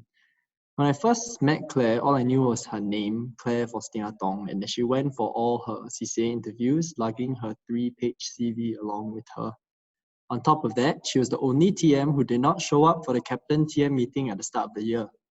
In the end, she came after the meeting ended because she had overslept at 10 p.m. or something like that. I must say she left quite the first impression. But form is temporary and class is timeless. Over the course of the year, Claire has lived up to her 3 pages of qualifications. Many of you may know her for her wonderful performance in DP as a main cast member, but on top of that, she was an amazing TM as well. But do you know she's even part of the NUSU Exco? Despite all these heavy commitments, Claire has never failed to let them Claire has never allowed them to affect the quality of her work and her standards of service. She brought life to an otherwise boring sport and demonstrated great teamwork with her partner Cedric. When she's in charge of something, you can be sure that it will not just be done, but completed with excellence. Her strong sense of responsibility and spirit of excellence shines through her actions. Claire's experiences reflects her service-oriented heart. In Hall, she has served the sports scene as a wonderful TM, treating the team to spa-like experiences following every training, and of course, always serving with a smile. Her contributions to Salvation Army, expats, and even dabbling in mines has been invaluable. Outside of Hall, she has demonstrated her heart for service for the student body as a member of the NUSU Exco, and even for the country, taking a step to join the SAF Voluntary Corps. Claire embodies the spirit of service in her actions and attitude, and I'm sure she'll continue to carry this service into the next academic year as a Social Services Director. Be sure to support her as she champions the volunteerism scene in Eusoff to greater heights.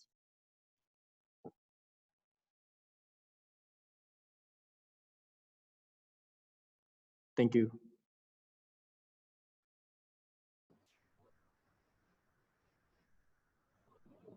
Thank you, Wei Shen. So now can we have Claire to say a few words? Claire, please. And is it okay? Is the sound okay? Yeah. Okay.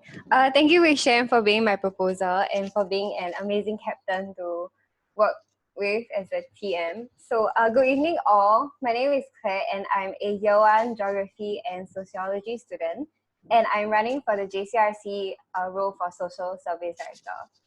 So my first year in Eusoff Hall has been amazing, and I hope that I'm able to further drive volunteerism in Eusoff.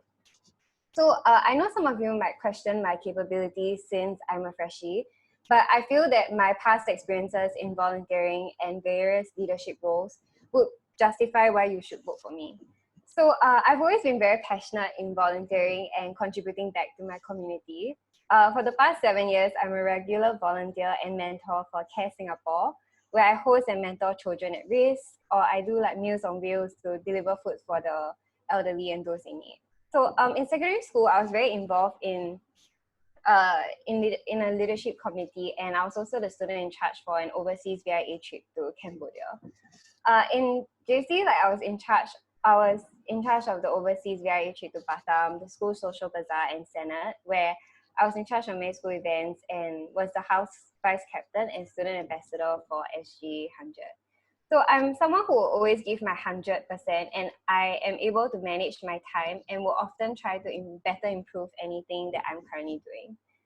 In NUS, I'm a part of the NUS Student Union as an exco as a deputy student life and the Student Leaders Summit Programs team. And also, I am blessed to be involved in Hall as well through like expats, SA Acapella, TM for Road Relay, DP, and many others. I'm not afraid to be involved and even volunteer outside of school. And I'm someone who always will try to give my all and better the lives of others. So Eusoff Hall is such an amazing hall, and I hope to further drive volunteerism and make Eusoff even better and a more all-rounded hall.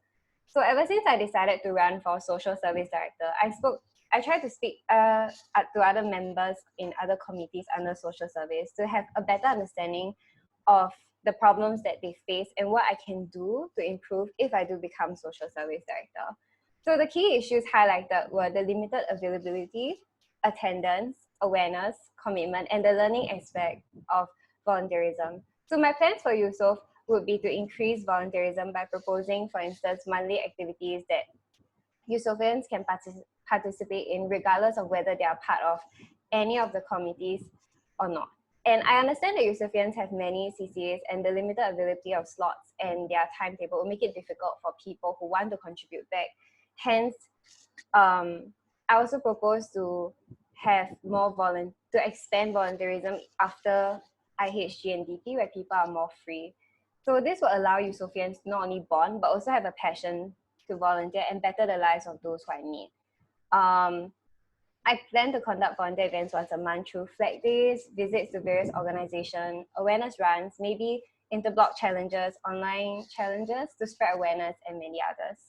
I will also hope to collaborate with other hall events such as DP, interblock games, and many others, and carry on what the previous SSD, Wekang, and also the other committee heads, which although a lot of events that were planned were cancelled unfortunately due to COVID-19.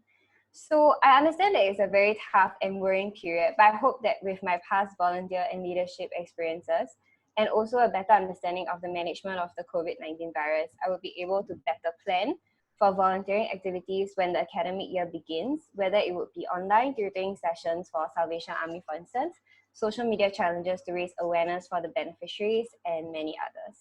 So I do hope I gave reasons as to why you should vote for me as Social Service Director.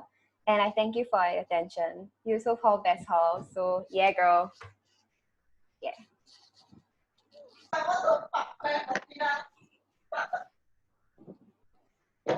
Thank you, Claire.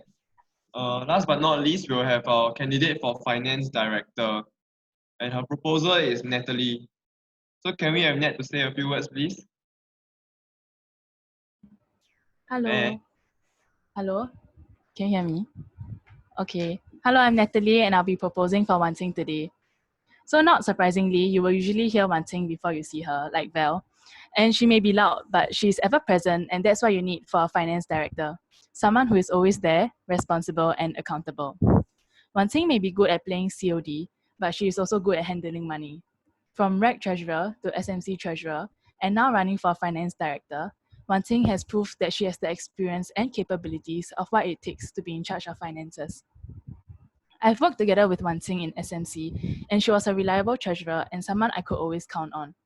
She was never tardy and was always on task in terms of claiming and submitting receipts and keeping the spendings within budget. Wan Qing has a knack for details, is extremely organized and meticulous, important qualities for someone who may be handling the house finances. Even outside her treasurer duties, Wan Qing has been a very responsible EXCO member in SMC. She really stepped up in terms of helping out with events, even those that weren't under her charge, and made sure everything ran smoothly. She also had many good ideas and constructive feedback to give, which really helped us progress during our meetings. Being her senior in nursing, I could also see how she juggled her schoolwork and the many commitments she took up in hall, such as HRB Logs Head, SPT Logs, as well as SMC Treasurer, as mentioned earlier. Hard work and discipline has helped her in many aspects, so I'm confident that if she takes up the role as Finance Director, she will not disappoint. Earlier in the year, when supporters were banned from watching IHG matches due to COVID-19, Wan Qing was there. Wan Qing was the cheerleader for Eusoff Hall. I felt that Wan Qing really went the extra mile to insta-live the games, from giving us entertaining live commentary to shouting encouragement to the players. Wan Qing may love money, but she loves Eusoff more. This is why Wan Qing is a suitable candidate to be a part of JCRC. Not because she won Best Supporter for IHG, but because she is sincere and only gives her best for Eusoff. I hope I have convinced you why Wan Qing is a suitable candidate for Finance Director, and I hope that all of you will give her your support too. Thank you. Thank you, Nat. Now can we have Wan Qing to say a few words? Wan Qing, please. Thank you, Ned, for your kind words. Hello, everyone. For those of you that don't know me, I'm Wan Qing from B Block, and I'm a Year 2 nursing student. I'm here today to run for the position of Finance Director, so let me just begin by sharing a bit more about myself and my motivations for running for JCRC. Like I said, I'm currently studying my second year in nursing, so if you don't know, nursing is all the way at NUH vicinity, so Eusoff is the furthest hostel from where I study. Despite that, I still made a decision to choose Eusoff, and I have not regretted this decision ever since. Through these 2 years, Eusoff had become a place of opportunities and familiarity. In year 1, I was in HRB Procs, SMC Pubs, DP Logs, Netball, Dance 4 and Dance 7 in DP, and I was also the choir RM and squash TM. In year 2, this list got shorter as I took up REC Treasurer, SMC Treasurer, and HRB Logs Head. Co-convening SPT Logs, touch rugby, handball, and basketball were also commitments that I signed myself up for. Whether it is trying new sports, performing arts, or joining committees in Eusoff, I have had my fair share of experience in these aspects, and the friendship and camaraderie forged over these 2 years are some of those that I will cherish and treasure even after hall. The experiences accumulated from these CCAs will also go a long way in forging the decisions that I make in future. I mean, for one, I am never playing Chapte ever again, so like, if you know, you know.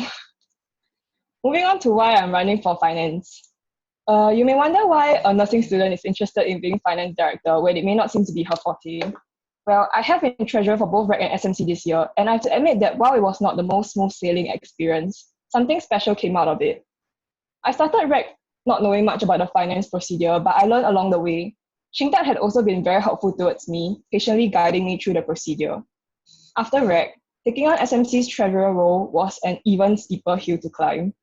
While I had familiarized myself with the claiming procedure, being SMC's treasurer was a test of stamina and will due to the staggering number of reimbursements made by the captains and subcommittee heads. I had to develop my own tracking system, else I was bound to lose track of all the claims. Even though IHG ended more than a month ago, I was still submitting claims up until last week. It was not easy, but at the end of the day, I still found the job rewarding and fulfilling because of the skills picked up and the opportunity to serve. I understand that being a treasurer is not the same as being the finance director of Eusoff, but I have spoken to Chingtat and understood the roles that come along with this responsibility.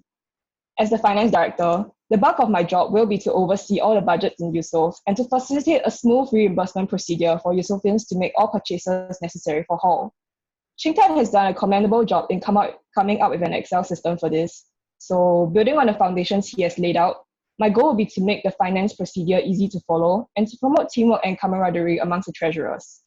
Submitting claims can be a mundane and tedious procedure, and I hope that by building a warm and friendly atmosphere, treasurers will find their job more fun and enjoyable. In addition, I'm organized and systematic in my work, which is something important when it comes to finance. I believe I have the knowledge and skill set to continue the legacy and bring Eusoff's finance to greater heights. Being the finance director isn't just all there is to it. I'm essentially running to be part of a team to represent each and every one of you. If elected, I promise to listen to you and be your voice in fighting for change, provided this change is warranted.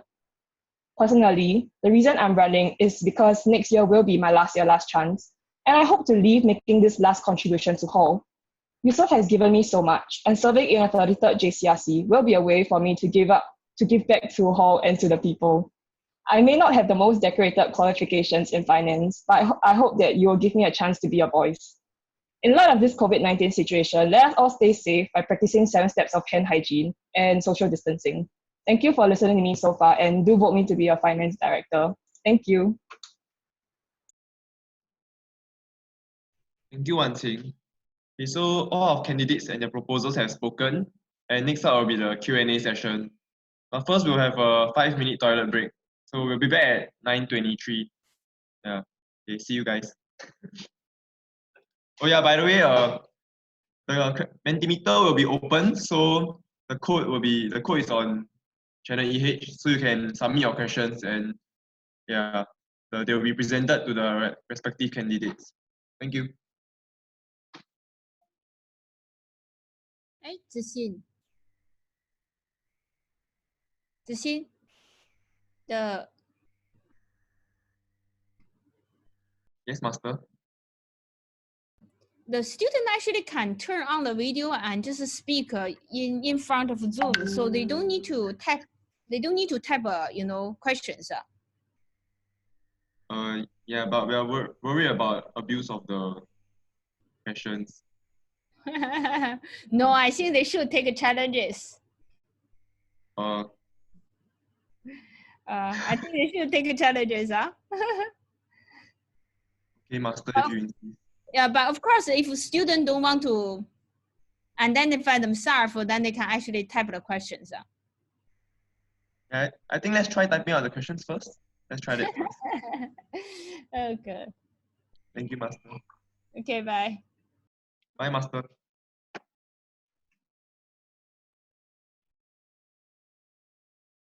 I think that was a great suggestion.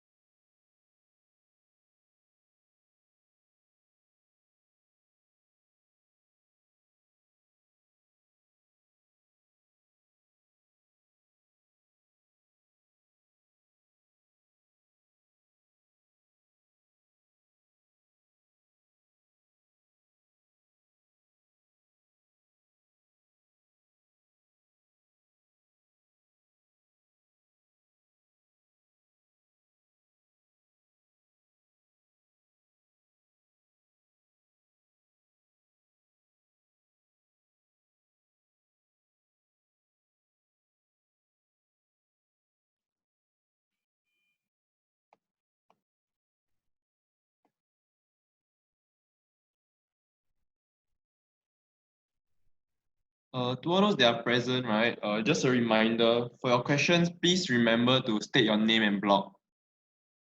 Thank you.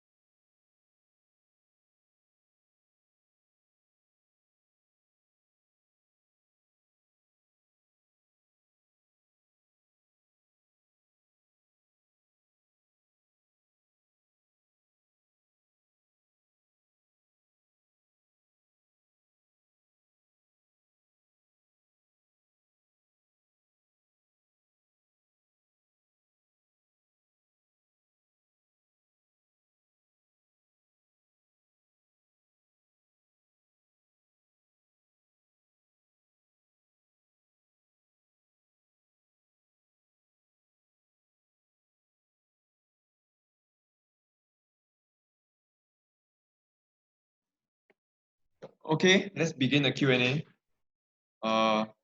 First question is by Ian from B Block. It's directed to Amanda and whoever else is interested to answer. So the question is, how do you define success in a performing arts event? And what indication do you look for when determining improvements? I think when it comes to, especially in a context like hall, where I think it's a pretty safe environment to experiment and try new things, right? Like it's quite, like on one hand, it's quite individual in the sense that we come in with different expectations. So if you come in wanting to simply learn a new skill, like I want to learn to dance, I want to pick up a new instrument, like even if you don't get to put up like a huge concert, or even if you don't get to like perform in front of a lot of people, if you fulfill that like goal, like your own personal goal of learning something new, then that is success to you, which is not wrong, because I do think it also contributes to your own experience as a hall resident. Then the other aspect of success is the collective success, which, I mean, on one hand, I keep saying on one hand, like I think it's easier to define in the sense that it's a very, like it's a goal that we all set together, right? But then like on the other hand, it's hard to define because not everyone might share the same feelings, right? But I mean, the most like tangible means of measuring like success, I would say, as a performer myself, is seeing that a show has been run successfully. I think under that like aspect of finishing a show, right, there are lots of different things to consider as well, like how good was it, what was the audience turnout, like did we meet the expectations or the goals that we set with regards to producing like this production lah.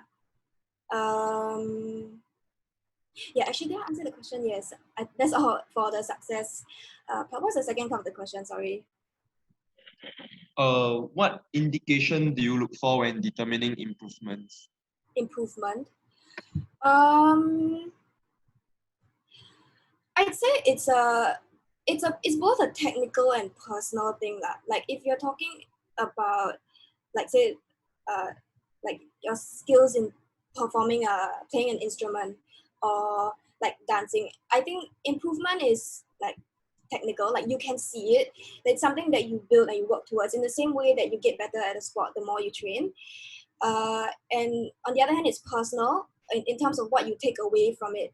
Because I think, and one of the earlier points that I raised during my speech as well is that when we join an activity, when we do something, like we should try not to see it as merely being like an extra, like a CCA or like something that's outside of our like overall education. We can always draw like different like meanings and like lessons from it. So like improvement in that personal sense is like how you take the experience and make it relevant to you as a person. Thank you, Amanda. Okay, so the next question is by Wei Kang from B Block. To Yue Hong and Bobby, you mentioned that you want to give a platform for athletes and performers. What about social service, which has very little exposure on social media?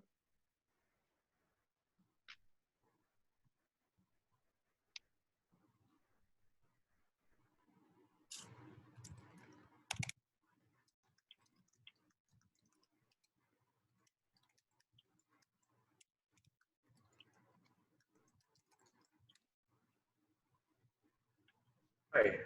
Yes. Thanks, Wei Kang, for the question, first of all.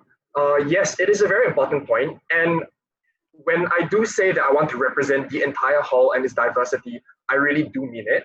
And in my speech, I didn't say that my coverage and that my representation was exclusive to athletes as well as performers. In fact, my words were that I would extend coverage for athletes, performers, and everyone in between. And it doesn't just mean the people who are taking part in service CCAs, but even the people who are taking part in various comms, large or small, because every single thing that is done in hall contributes to the hall community and the environment that we live in, and all of it is important to showcase.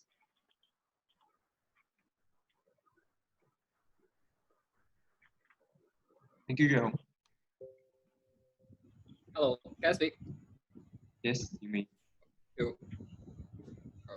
Okay, I think it's issues that we have overlooked. So as for my case, right, I actually have quite a bit of experience in the social service side because I was a junior project director in Eusoff elderly service in year 1.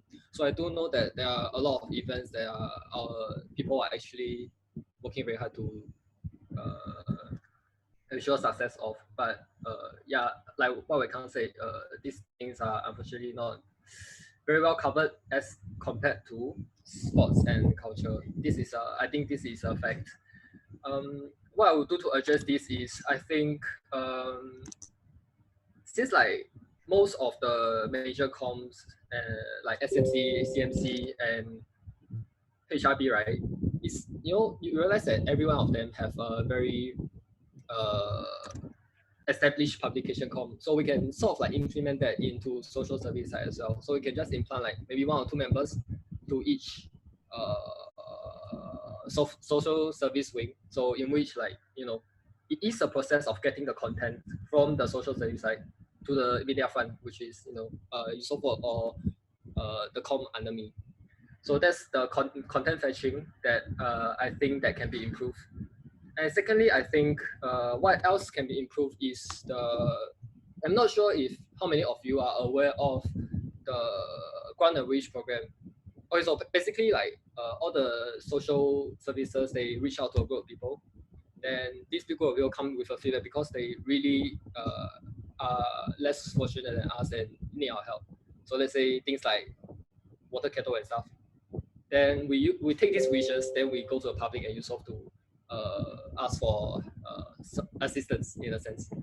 So I think all this process have a very great potential to reach a lot more people, to increase the awareness of really very meaningful programs through, say, more persistent media platforms. So Instagrams are very good. You consume it every day, but it's a story lasts 24 hours. A post, I mean, as in, you get my point. Like, so it passes, the significance decreases with time. But imagine we have a more persistent media platform just dedicated for outreaching program that has actual impact on the society. So think of something like oh yeah, I'm going to bring our website again because like that's how I do. Like anyway, so imagine it as a vessel. So we just one shot push to engage more people. So you facilitate the process of gathering and delivering of these aids, and as well as reaching more people, which is really I think what media today should be about, is to highlight the need to do kindness and ease the process of doing kindness.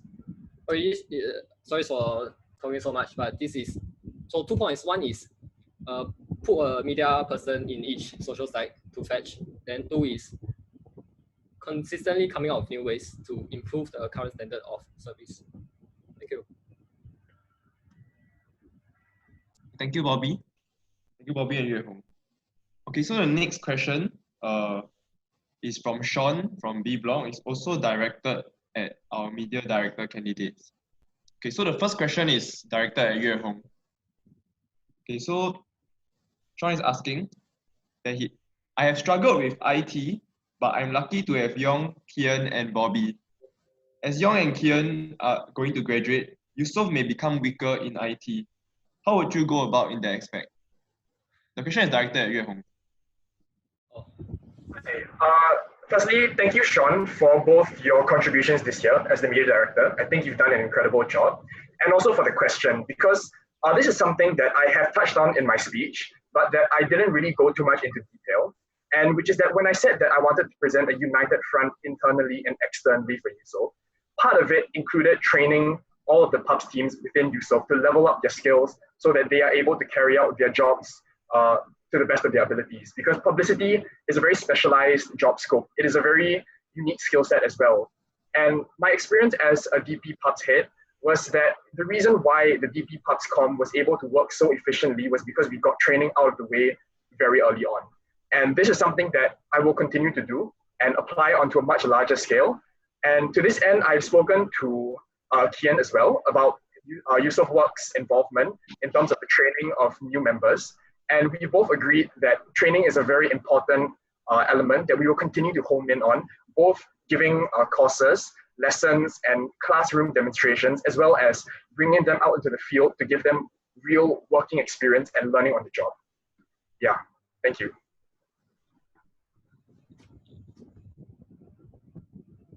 Thank you, Yue Hong. So now the question directed to Bobby is, moment.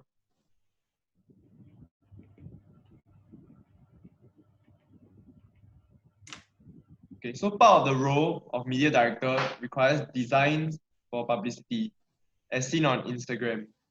Do you have enough knowledge on it? If not, how do you intend to work about it and maintain the publicity we see now? Hello.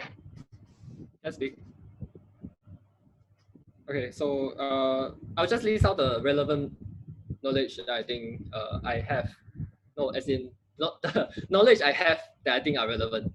So I'm specialized in website UI design. So which means I have knowledge in things like tracking attention and Gestalt principle of all the technical stuff. So my point is I'm able to appreciate and understand what it takes to create good content.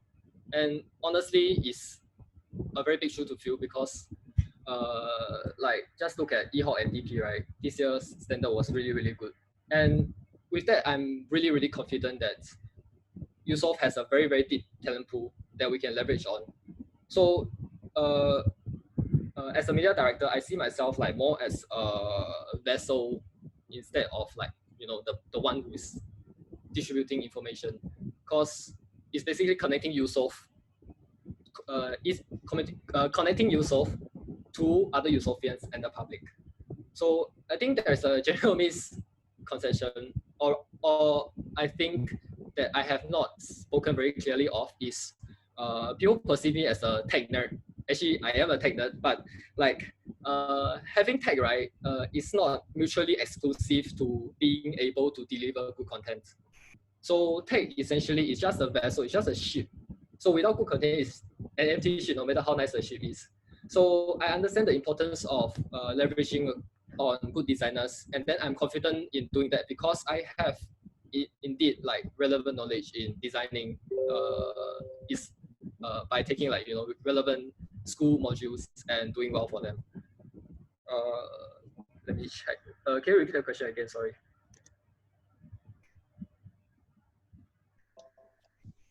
Part of the role requires design for pubs. As seen on Insta, do you have enough knowledge on it? If not, how do you intend to work about it and maintain the pubs we see now? Oh, okay. So in short, I do have the certain capabilities. I believe that I'm able to produce at least some kind of content. I think it's I have done it for SMC as well as convening, and I'm also intending to leverage more on the tech people, not tech people, the actual very good designers in hall. So that's first part. Oh, I think that answers the question. Sorry, thanks. Okay, thank you, Bobby. Okay, so the next question is directed at our SSD, our candidate for SSD. It's from Neville from B Block. So with your existing involvement in expats, do you think it is sufficient for you to understand the demands of multiple self-initiated projects? If not, how do you plan to improve on this?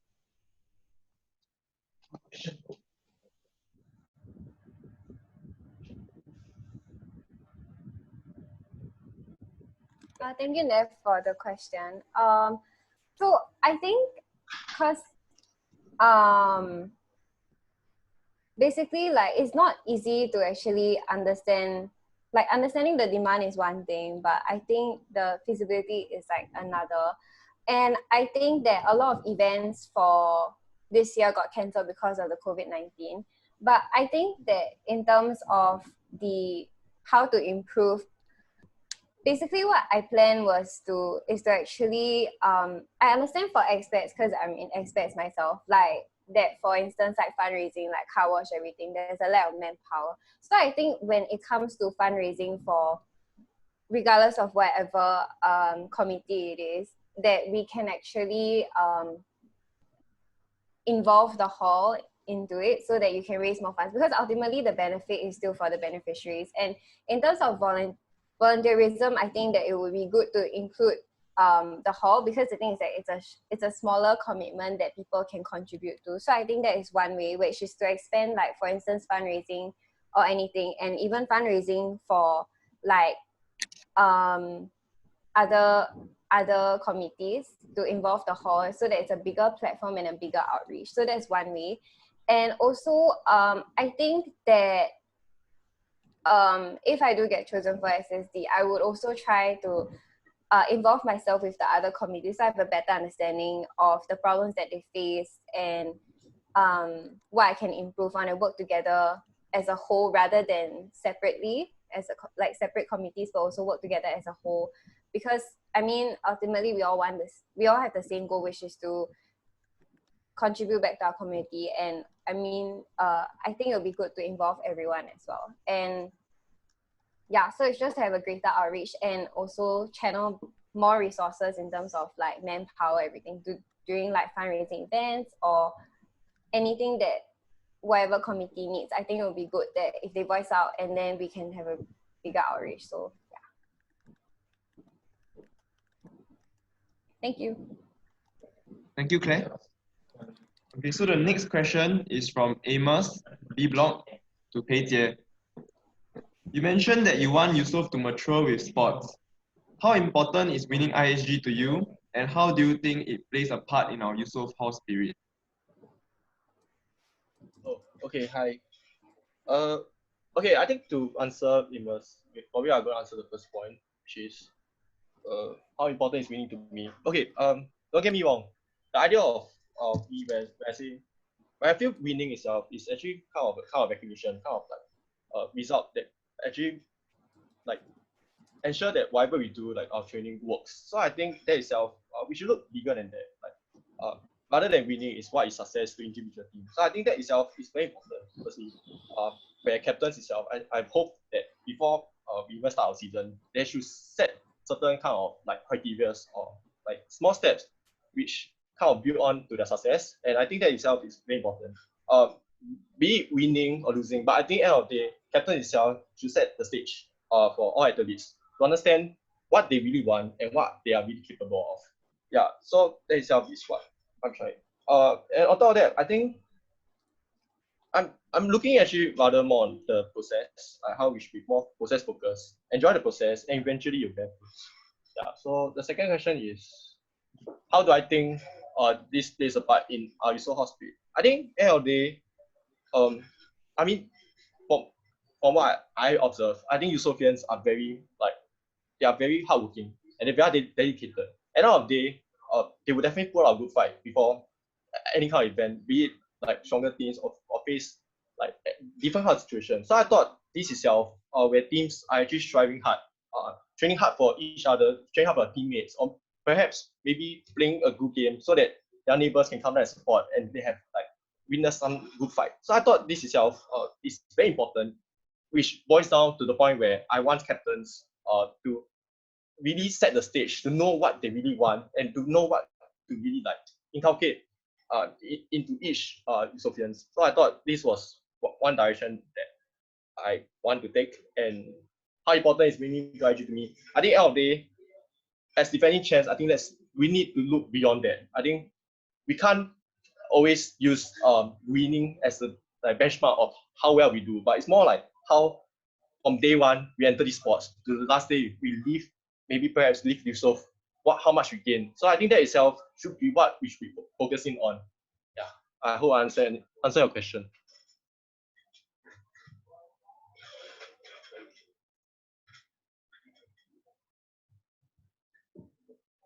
Thank you, Beize. Okay, so next question is by Xian from A Block. It's directed at both VPEs. The role of VPE requires a very specific networking skill set. Why do you think you are qualified, and why should we vote you over the other?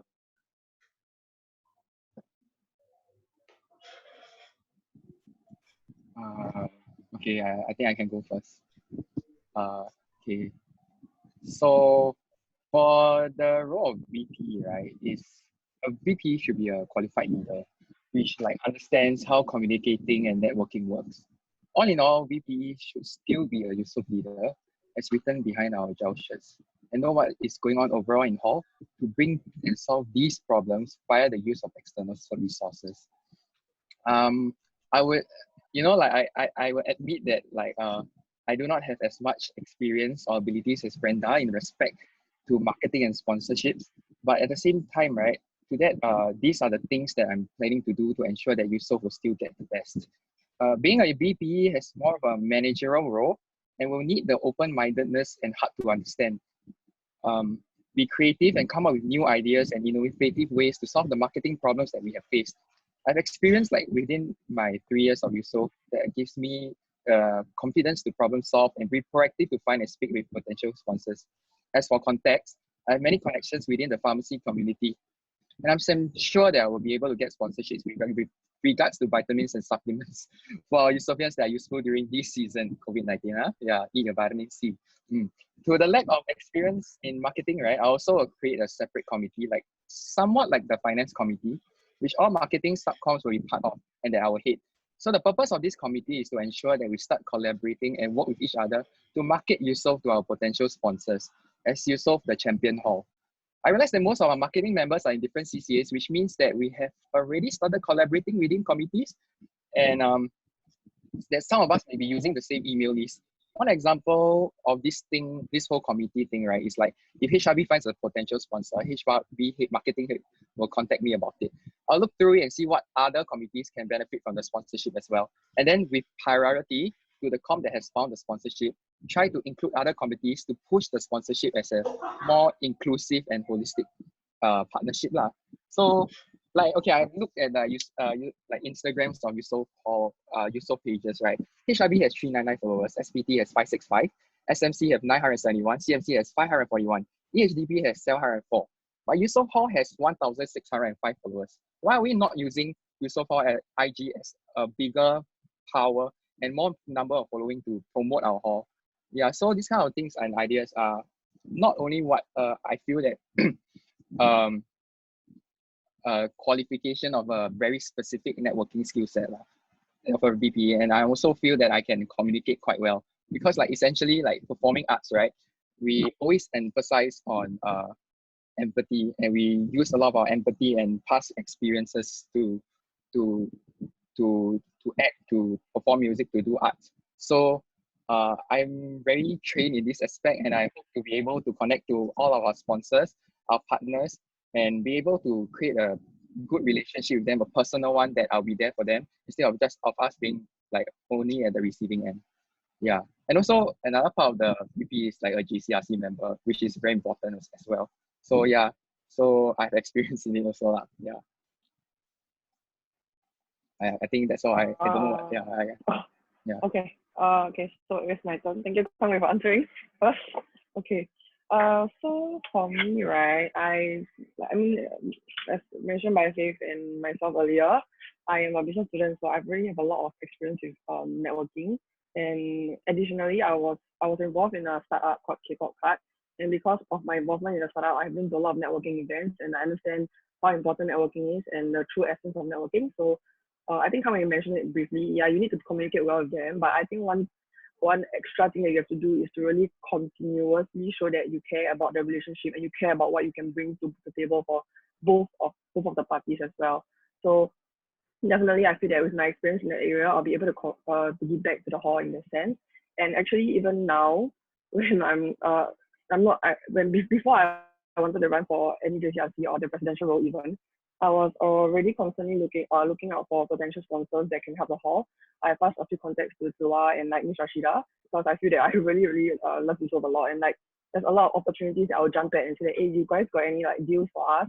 And I'll definitely take that. So I believe having an open mind and really being very resourceful is very good. It's very good because you can really jump at every opportunity and make every opportunity work in your favor. And furthermore, EBP has exposed me to even more direct liaisons with people I've not met before. It taught me a different way of approaching people to make connections with them in order to foster a working relationship where both parties can benefit. Yeah, and all in all, I also feel that I am very passionate about this job scope. Yeah, so because I'm confident and with my skills in it, I am hopeful and I hope that I can do the job very well. Yeah, and if anything, I would like to share a little story about how resourceful I can be. So there was once during my internship for a concert company, we had to find props for the concert, otherwise the concert cannot go on. So because of that, I really looked everywhere. Okay, so let me put this in the context. The prop was a luxury chair fit for a king. But where can you find that in 1 week? I tried to look for those rental companies where they rented out props for this kind of drama shows, but they didn't allow because it was too short notice and it was too expensive. Because of that, I really went to different went through different stores to ask for sponsorship, and it really was fruitless. So instead, I went to unconventional places. I went to talk to Malay wedding companies and asked them if they would lend me the chairs instead. And I talked to them for a very good deal because they didn't rent out the chairs alone because they said they only do packages. So I really negotiated with them very well, and then I managed to get the chairs for the concert to go on. Yeah. So without that, the concert would have gone on. Yeah, that's all I can say. Thank you. Justine, can you repeat the whole question again? Is there a second part to it, right? Just now what you said.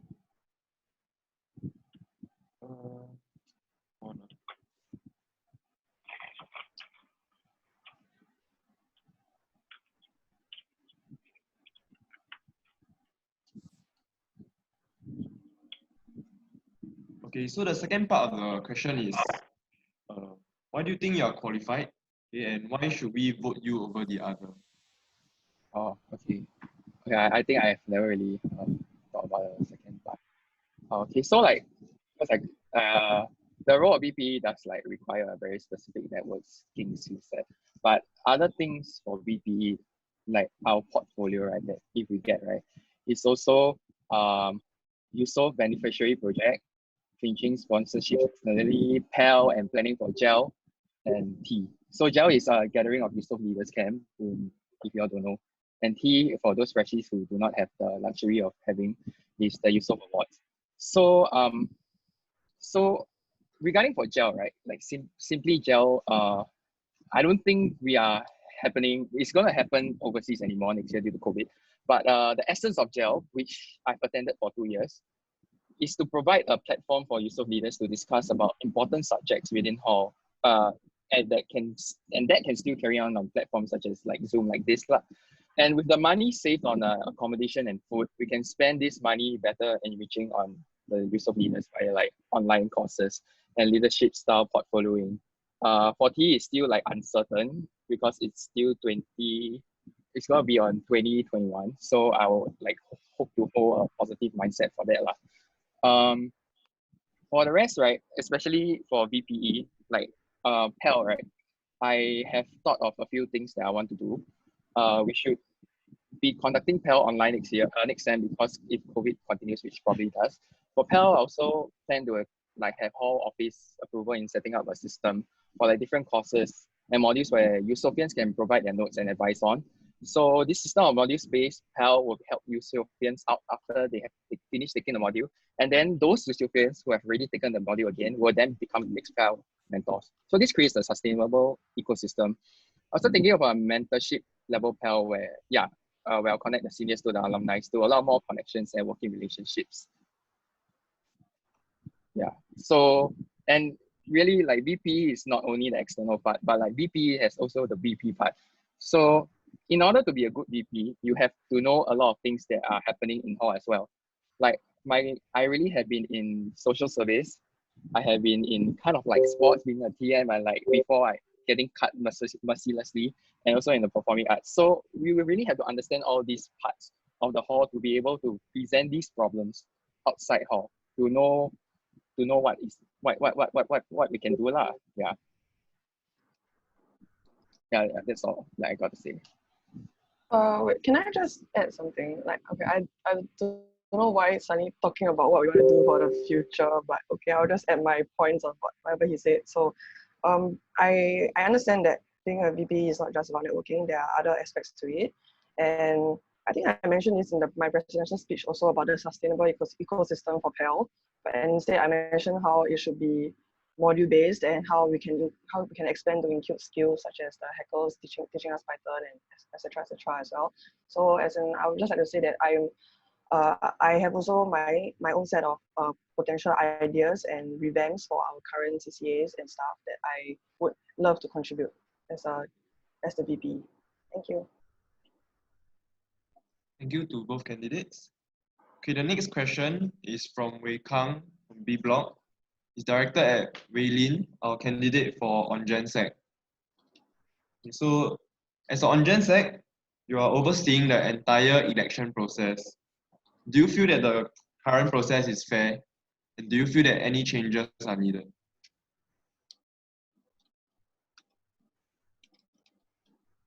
Hello. Okay, so the current process is where you fill out the nomination form and then you go through the rally, and then your the residents, Eusoff residents, will then vote for you. I feel like up till the voting portion, it's still okay, quite fair. But up to the voting section, then I feel like maybe some changes are needed. So basically, I feel that maybe the thing is not everyone watches the rally also. So some might just vote based on like their friendships, and instead of like getting to know the candidates' actual capabilities and then voting based on that lah. So I guess maybe we can.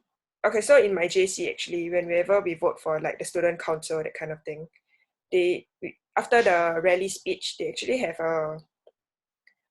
a few days for the candidates to to go around and putting up posters or like interacting with the other students in the school, so that the students will be able to understand how this candidate is like and like their personality and things like that, and see whether they are really suitable for whichever role that they are running for. So I guess maybe we can try to include this, but then yeah, we need to see other feedback around, see whether if people think it's feasible. Yeah, I hope that answers your question. Thank you, Wei Lin. Okay, next question is by Xian from A Block to Zachary. So as a freshie who hasn't had the most complete hall experience due to COVID, how do you think this will affect your understanding of Eusoff's culture and potential decisions as SAD?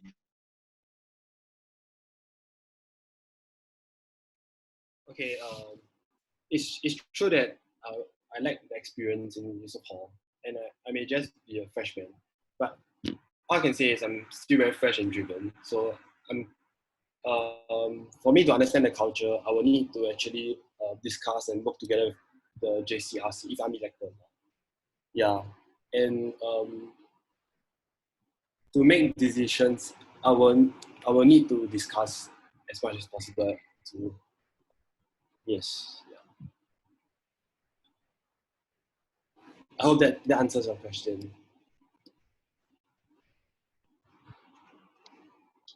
Thank you, Zach.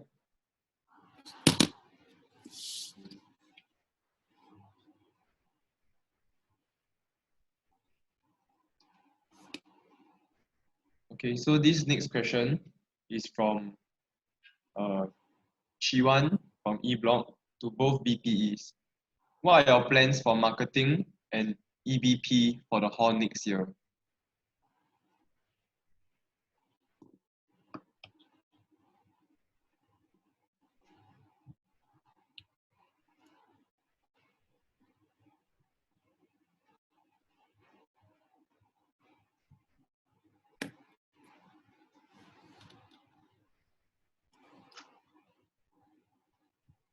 Brenda, your mic is muted.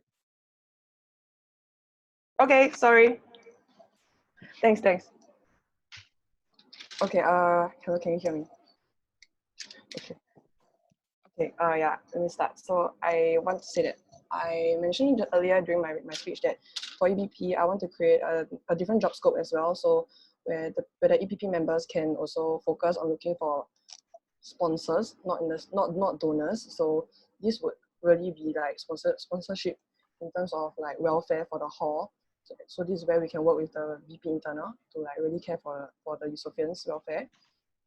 And as well, for marketing efforts, right now I'm thinking of, there's no concrete plans yet, but I'm thinking of making a concise use of sponsorship deck where we can really like talk to different sponsors, really meet them and liaise with them. But because of the COVID-19 situation, definitely face-to-face meeting is not possible. So I'll definitely start with my personal relations and personal contacts first.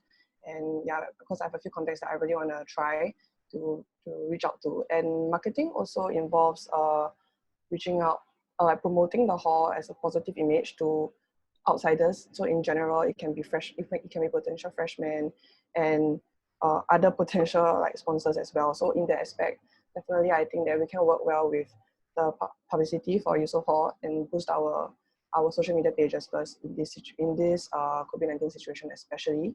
And I also mentioned this a bit in my presidential speech that I want to make more use of the social media pages in the sense that we can create more videos and like little series of how we can expose hall to outsiders so they can understand what hall is like, and we are able to sell hall to them instead through our videos. Yeah, thank you. Okay, actually just now I think the previous time when I answered a bit of the part of the question already. Can you repeat the question one more time so that I get a better, you can answer it better? Yeah.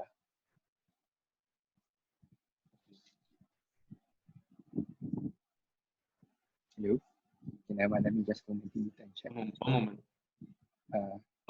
To both VPEs, what are your plans for marketing and EBP for the hall next year? Yeah, okay. Okay, so firstly, right, for marketing and sponsorship, right, if you all have been listening to the COVID-19 news, right, Singapore economy is projected to have a 1 to 4% contraction. So I am very extremely worried that we will not be able to clinch as much cash or product sponsorships that we can. However, I shall work hard towards our outlook and as an effective and cheap way to promote through our online platforms to young adults. So I'm aware that I do not have as much experience and abilities as Brenda in respect to marketing and sponsorship. So like but for that, I have mentioned like the committee that I want to create, right? So like all the subcom heads will be part of this committee, and they will communicate with a lot with each other to see what we can actually promote Eusoff Hall together as well. Yeah. So yeah, and so like Eusoff Hall is generally a beehive, so where we each of us play a unique and important role. But it is imperative that we need to learn to work together, especially in this economic crisis now. So secondly, regarding EBP, right? I've actually talked to Charles regarding to EBP. So he said that like a few problems that he said was like how to find people during this COVID-19 situation, how to strengthen our relationships with them. So EBP will have an extremely tough job next year to find donations. I will work with him comprehensively to come up with like plans to find donations. Like these donations are very important now as more Eusoffians and families will be affected by the recession and will require more financial aid. So I strongly believe in relationships being built on respect and trust, which is what I said in my speech. Firstly, I'll maintain in constant communication to our external stakeholders via Skype, Zoom, or even by text. So there is a human aspect to all our relationships and sponsorships. So I need to understand and empathize with their problems, look out for what they need objectively, and engage with them on a personal level first before talking to them regarding the business aspect and collaboration. Like learn about the person, what are their big important things in his or her life, be there as a partner and not just someone on the receiving end.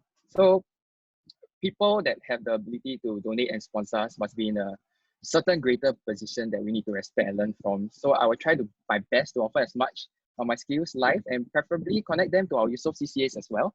Like let's say, okay, someone's company didn't need a band or performance or requires photography or like they want to start volunteering. So like we have a lot of this infrastructure that we really have. So that's how I will connect with them. And like also like we have adapted so much during this COVID-19 experience. So as much as I do not know how much I can help them out, but maybe some of these things that we have been using adapting to this situation might be helpful for them. So we can use these experiences to share with them like a young adult perspective. Yeah. So yeah, that's my plans for marketing and EBP. Yeah. Okay, thank you, Kang Wei, and thank you, Brenda. Okay, so before I move on to the next question, right, just one more reminder that when you post a question, please put your name and your blog. Okay, thank you.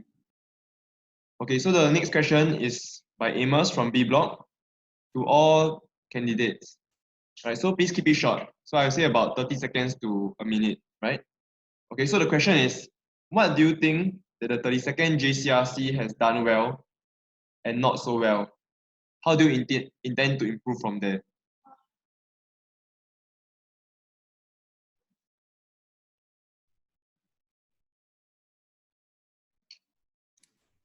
Hi, okay. Can you hear me? Can, right? Hi, okay, so I'd like to answer this question first. So first and foremost, I think the 32nd GCRC has done really well in terms of managing the entire hall. But one thing that I think can be improved on is really the point system. Well, I think the point system, I'm not saying that it's very biased towards certain people or towards maybe people who need the points whatsoever. But I think one thing for sure is that the point system doesn't favor those who come in the second semester only. So I think one thing that I can improve from there is really to really look at the system, look at how many people really come in semester 2 and really give them the equal opportunities to stay as compared to those who come in semester 1 as well. So that's something I'll work on.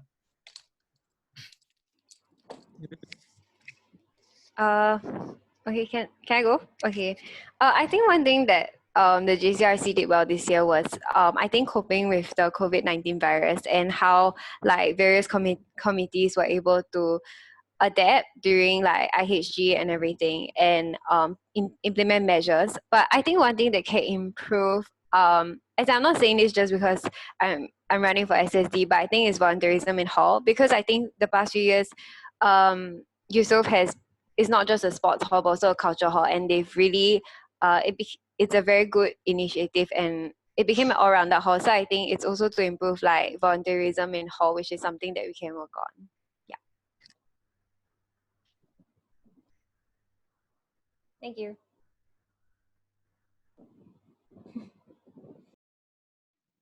Hi, can I go next? Okay, so like, I think one thing that the 32nd JCRC has done really well of is that they really listen to like Eusofians. So like, before they make like major decisions, they will actually, as in, it's part of their job to like get the opinions of like everyone. But I feel like what they've really done well is that they use the Telegram chat from Channel EH to like make sure like residents vote, and they employ the use of Blockcom as well.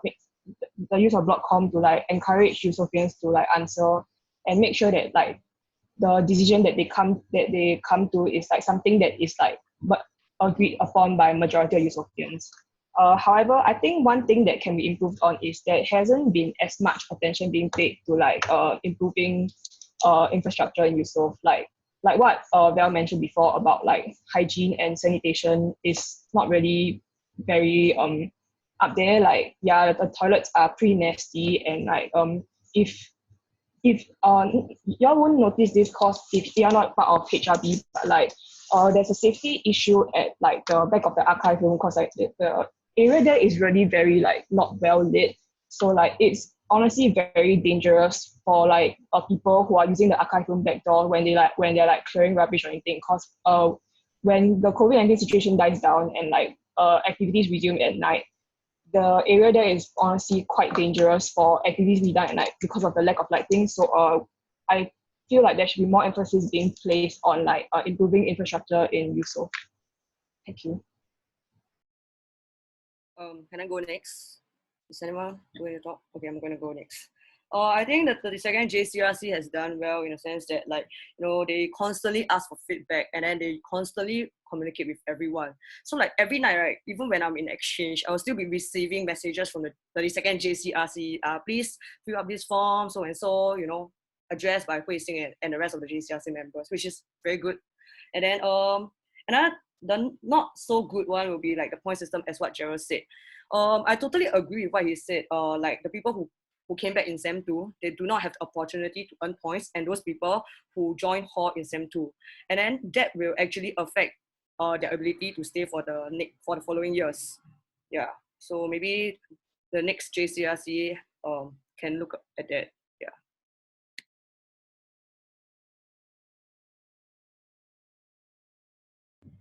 Okay, what the JCRC has done well this year is more like a more personal example is they really put the faith in Eusofians to come up with like very, very weird stuff. Like what Eusoff bought Autumn House doesn't make sense one, but they still like trusted us, which is good, what good leaders are doing. And I think Sean and Wesley really dealt a lot of my personal nonsense. So like sorry. Okay, another thing is, okay, something that can improve on, right, is we all know that the second JCRC, they really hustle them hard. Like, I know this because I help out with the point system. They really look through the Excel like to ensure no error. Like I don't know how many times they do it. Like, it's insane. So I think maybe we should look into developing a sustainable infrastructure in place, like what I have proposed, so that JCRC is not so shacked out. Then they can actually, you know, have the energy to lead other communities. Okay, thank you. Hi. So hello. Okay. Sorry. Mine is quite short lah. Okay. So I'll be addressing this as more of a media side question, since it pertains very much to this role. What I felt was done very well was a very fast response time in times of crisis, especially with COVID-19. There was a very, very quick push to decentralize things, to improvise, to decentralize locations and to move things out so that we can still try to maintain the functions of a hall as much as possible, even in these circumstances. And something which I feel could be improved is, as I mentioned in my interview questions, I feel that many things have been played too safe as a hall, and that Eusoff as a hall can afford to take more risks and try new things in the years to come. Yeah, thank you. Can I go next? Oh, Raiden, you want to go first? That's okay, you go. Okay. Yeah, my response is also quite specific to my job in the sense, for Kang Wei. I think what Kang Wei did well was to give agency to the cultural heads to make decisions to drive like our own initiatives. And so, I mean, that has given us quite a bit of like freedom to respond to this COVID-19 situation. Perhaps something that like was a little bit lacking is I think we failed to set clear goals at the start of the year for various performing arts. So like at the timely meetings that we had like with the culture heads, sometimes I will admit like there are times where we are a bit lost, and also we're not exactly the most accountable for one another. But I mean, that being said, Kang Wei did a great job. Yeah, in general, I think the JCRC did a great job in championing the one Eusoff mindset. And as some of you have also pointed out, they made pretty good use of the available media. Yeah, I can't think of any things that were not well done for the specific JCRC. I think it's been pretty solid. Thank you. Okay, for me I think that they have done very well in terms of like they were able to cope with the challenges that were thrown at them. So example, they started off the year with the Monica Bay incident, and then they were fearful that there were like the sign-ups for Eusoff would be bad because of that, because of the bad rep given. And also now they are ending their term with COVID-19 situation. So I think they are able to adapt very well to like the different circumstances, which I think it should be very well applauded for. For the not so well the component, I think it's more of like just more support to smaller committees in terms of publicity, like what they mentioned just now. So I guess from now on, we can just give them more opportunities to maybe promote their CCA a bit and things like that. Yeah. Can I go next? Okay, I'll go next. Okay, so I think the good things that they have done, I mentioned it in my presidential speech, and I think Wan Xin and a few others might have touched on it already. I feel that communication this year was very good.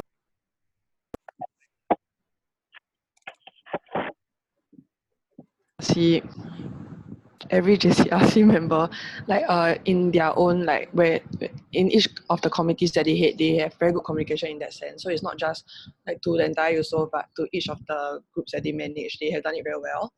And yeah, especially in this situation as well. But what I think could have been done better, I'm not very sure if this is really under the JCRC or maybe the SCRC or maybe just master, but I think that the blanket sponsorship could have been maybe improved on a bit, because I know that it gave a lot of like trouble and struggles for every committee, because they couldn't really use their marketing members very well, in the sense that they cannot look for more cash sponsors, and or like they felt that the money was not enough, etc.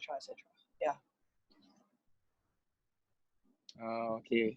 I think this question very tough for me because I'm part of the 32nd GCRC. Like for all the good things we have done, I guess I'll leave you all to decide. For things that I think we can improve on, right? I would say that I will agree with what Yue Hong said, which we played quite safe.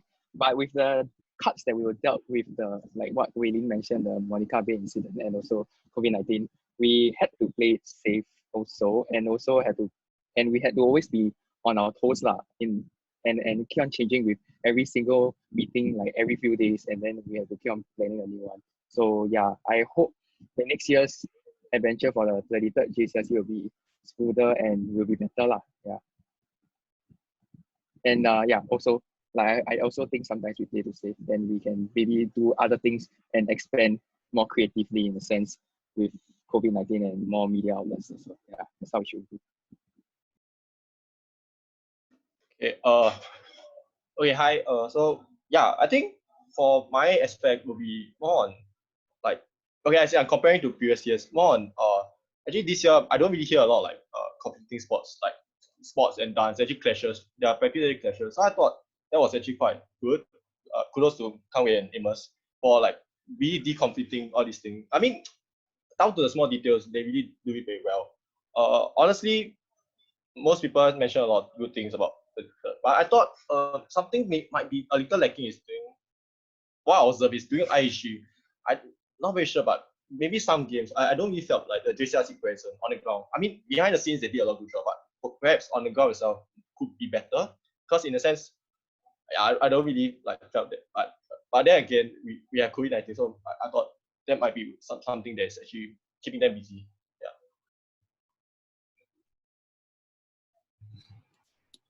Hi, can you hear me?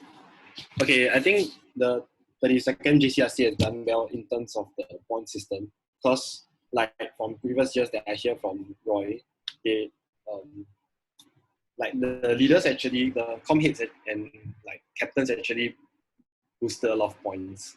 So like this year they actually like pay attention to the points and make sure that there's no like very significant like, alteration.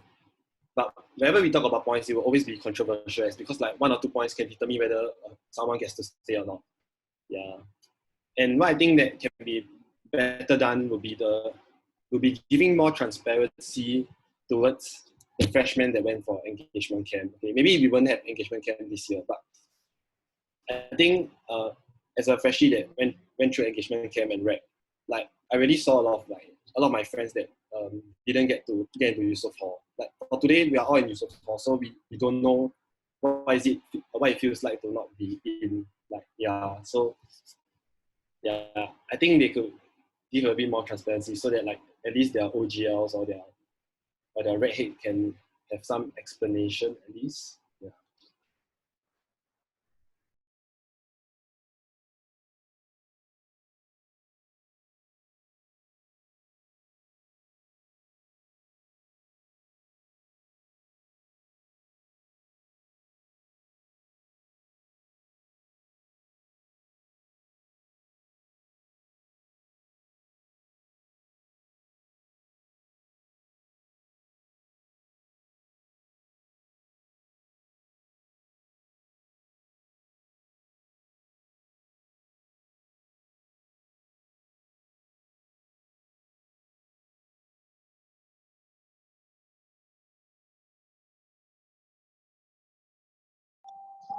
Okay, thank you, candidates.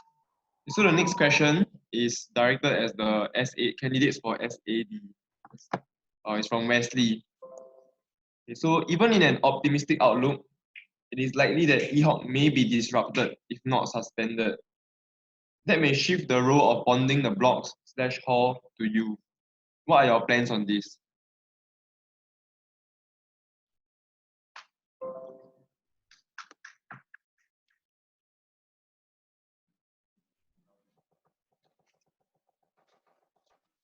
I can go first. Oh, you can go first. Okay. Okay, with EHOC, okay, if EHOC is cancelled, there will be more emphasis on block bonding. Therefore, the block heads have to actually play like a bigger part in terms of getting the freshies into the hall and introducing like the hall culture to them and showing them what Eusoff is like.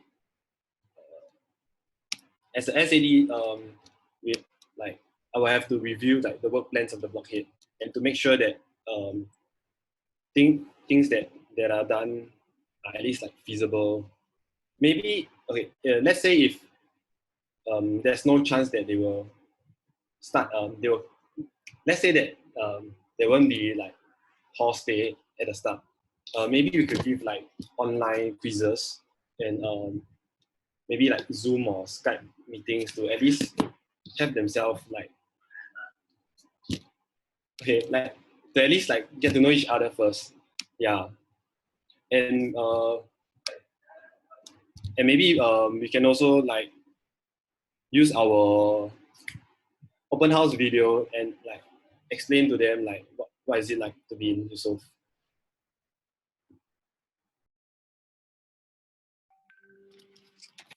Okay.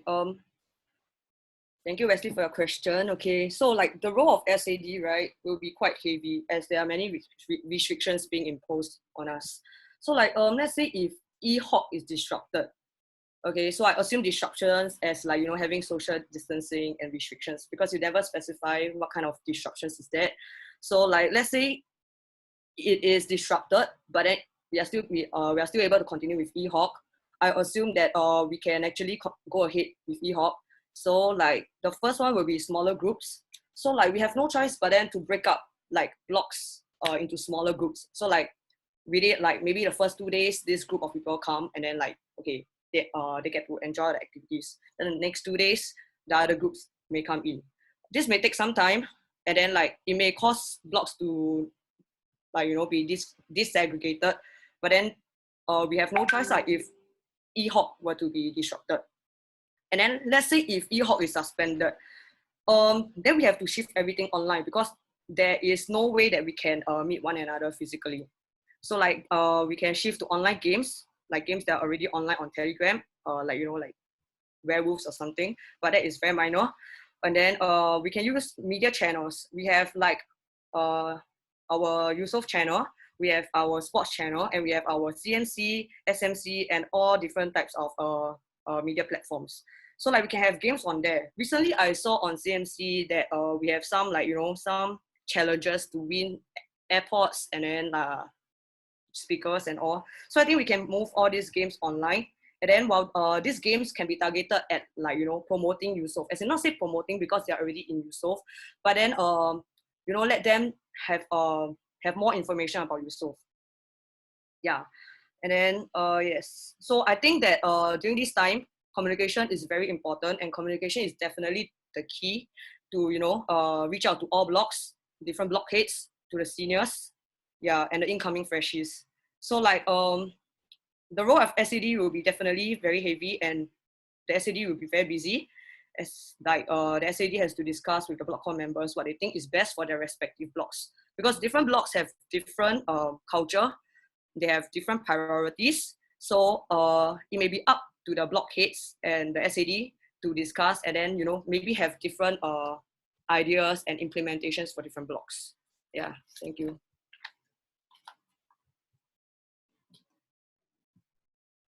Okay, thank you, candidates. Okay, so the next question is by Steph from D block. Okay, so the question is directed at Claire. So how do you plan on engaging Eusophians to join hands and give their commitments to the volunteering scene in Eusoff? Okay, thank you, Steph, for the question. Okay, so my plan is, it's a phase plan. So the first phase would be to actually survey and feedback. So like a survey for Eusophians and feedback channel as to how the volunteerism culture can be improved in hall, because it's always good to generate ideas from different perspectives. And then second would be to actually meet with like the past heads and also the current heads to hear about their problems, what could have been done better, and things that were done well that we can continue on. So the second phase would be expansion. So basically it's extending an expansion of like the volunteering committee, like the vacancies after IHG and DP, because there's a time period where most people are free. So you can expand on like time slots. Like for mines, the time slots were were limited last sem. So maybe like we can expand on it more in Sem 2 when everybody's more free. And then also, it will also tackle another issue that people who are coming in Sem 2 are not able to generate enough points, which was brought up just now. So in expanding the vacancies and volunteerism in Sem 2 after IHG and DP will be good. Then there's also like challenges on social media to raise awareness, and maybe volunteerism, like volunteering activities once a month, like flag day visits to like elderly centers, awareness runs, and maybe interblock challenges, or fundraising for like Grant a Wish, where beneficiaries can make items and can sell or things like that. And also if I do get SSD, I will also post like volunteering events that people can also join together, like every single time there's like a new one.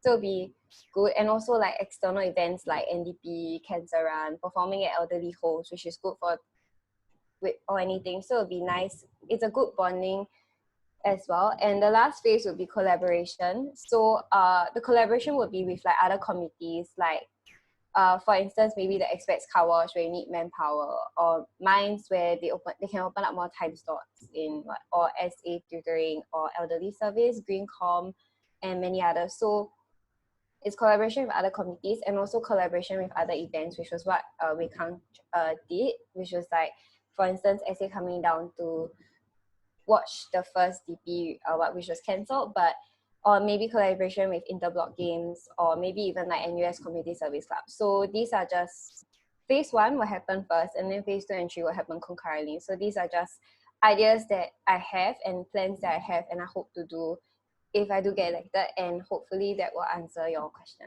So yeah, thank you.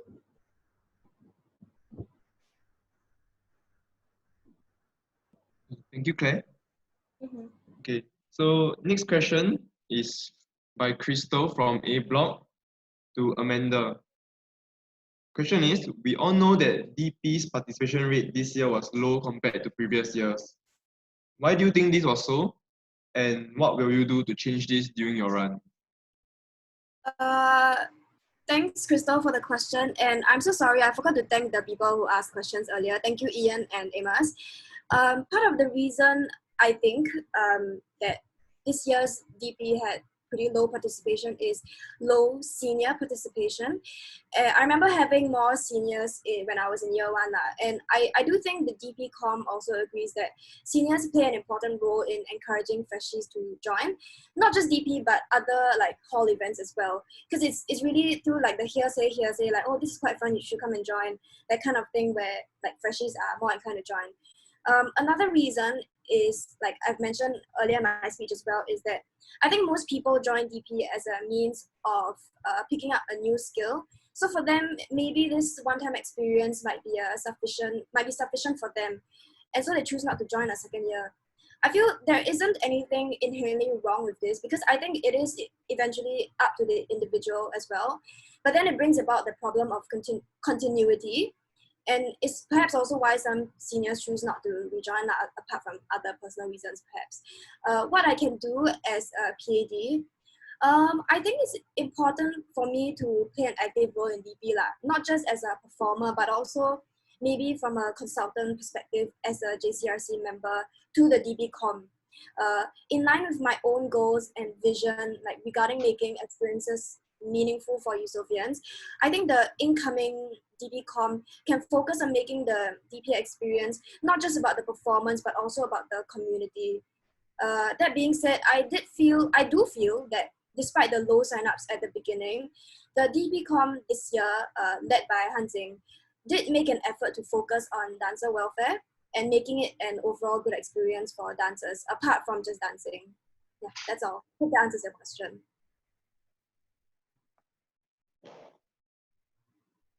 Thank you, Amanda. Okay, so the next question is by Yong from E Block, directed at both media director candidates. So how does Eusoff work fit into your plans?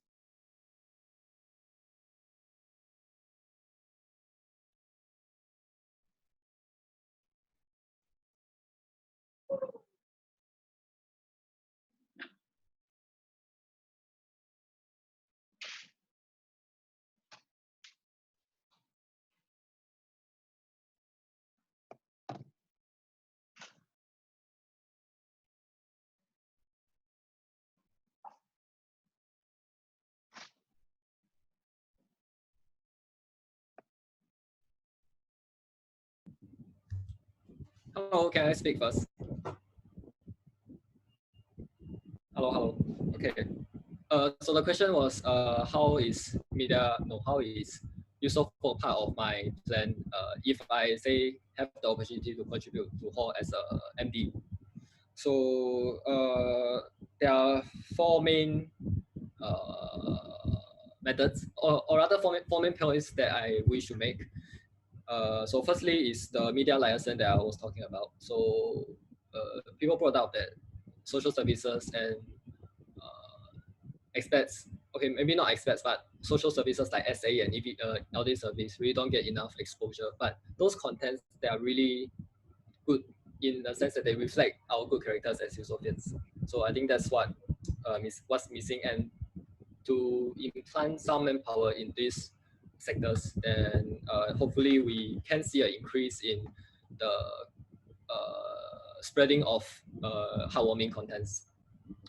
So also I have a plan for, okay, it's for those who have used the CRO system. So basically you write email to our very hardworking CROs. They need to look through everything. Then if let's say things doesn't work, they need to put a fourth email.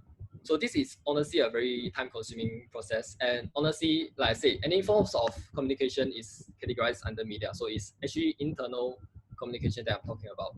So over the summer, I'm actually intending to implement a system. Yong has asked me to do it this summer, but like I didn't manage to do it lah. So anyway, so basically a better CRO means that faster response time, then easier to use. So you don't have to write email all the time. Then you can just, hopefully, if I can, just click some button, then you get the things you want. So that's the second point. Third is, I get some questions asking what's the difference between Eusoff for IT and hackers, right? So the clear distinction is IT provide official services. So like OSA website, then maintaining of all the archives, all the good photos that the Eusoff Force member have taken. So that's under IT. Then hackers is to build like very, very weird stuff that, so sometimes they work lah, then yeah. So basically, one of the, IFs have spoken to me with regarding to merging both hackers and Eusoff Force IT, because they honestly, they provide a very similar service to Hall. So I think it's very doable. And then with the mergers, right, I'm actually looking forward to implement more sustainable system in Hall. So what do I mean by sustainable is like, say all the SMC and hackers work damn hard to build a jersey bidding system, right? So what sustainable is like, it doesn't make sense for every year for SMC and hackers to meet to just code the same thing again, like over and over again. So with the emergence of hackers and Eusoff Force, right, I see a greater potential in collaboration, and in a sense that you can leave something impactful for the future generations to use. So actually, if you think about it, right, this actually frees up time for Eusoffians who are actually dancers, singers, sportsmen, good photographers. This gives them more time. So instead of doing the stupid jersey number like click here, click there, right, they got more time to explore their craft, and they got more time to produce, say, content that's good for Hall. So that's the third point. And lastly, fourth point is as you can see, like what Yue Hong has pointed out, like really our design really damn solid, and especially him, and also I have a design person in my hackers, but I didn't really use her very well, so it's my fault. So this also reflects the need to engage more heavily on the design wing, because like it doesn't make sense for, say, Yue Hong to do everything designed for himself when there is an existing service that we can provide. So 4 points again. First is media liaison in, so say, marginalized CCA. It's not a very good word, but my English sucks. Then second is a better CRO system. So let's say you want to borrow a mic, you don't have to write the image, just click. Then if it works, it works. Then third is emergence of IT and hackers to provide a very sustainable system for future generations to use.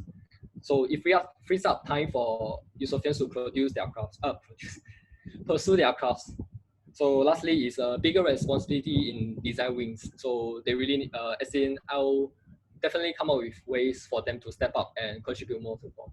So those are the 4 main ways that I wish that I can incorporate Eusoff Force to Hall. Thank you. Hi. So just to reiterate the question is what are my plans for incorporating Eusoff Works as a media director? First of all, I would like to extend a very big thank you to Yong. Your work in establishing and making Eusoff Works what it is right now has been nothing short of incredible, and we are really in your debt. So as to how to move forward with Eusoff Works, Eusoff Works plays a very core role in terms of the publicity and the media of the Hall. The first thing being that it is really the backbone of all media coverage. Every event, every sporting event, every cultural event, you have Eusoff Works personnel down there as photographers, as videographers, and that is one thing that I wish to keep the same. And moving even further than that, Eusoff Works can have even more collaborations with various comms in the Hall. Take, for example, the latest collaboration with Drama for Foreplay. I would argue that it was a very interesting collaboration, and we can look forward to doing more things like that, especially in this COVID-19 climate where we are increasingly forced to depend on online mediums. And lastly, Eusoff Works is an incredible incredible testing grounds to train new up-and-coming designers, photographers, and videographers. Kian has spoken to me at length about this and the importance that Eusoff Works has played in both training new and even experienced photographers to learn something new and to further develop their skills so that they can contribute back to the hall from a publicity standpoint. Yeah, and that is how I would incorporate Eusoff Works into my plan as a media director. Thank you.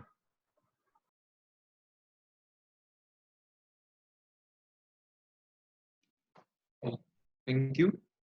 Okay, the next question is by Chiwan from E Block. He's directed at Claire.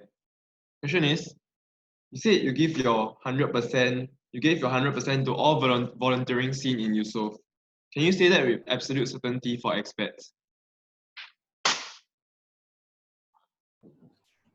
Thank you, Chiran, for the question. I think that for this year, like I was in charge of, I was one of the committee, like in the team inside fundraising, and I did the ordering of the flowers and everything for the fundraising. And I know that I do admit that during the fundraising period, when we had to wrap flowers, there was something that happened and I was not able to fully commit, but I still did give my best and try to contribute in other aspects and before the actual fundraising. So I think I can say with like 100% certainty that I would give it my best, and if I do need help, I'm not someone who would just stubbornly say that stubbornly just because of ego and not say that I need help. And if I do need help, I will ask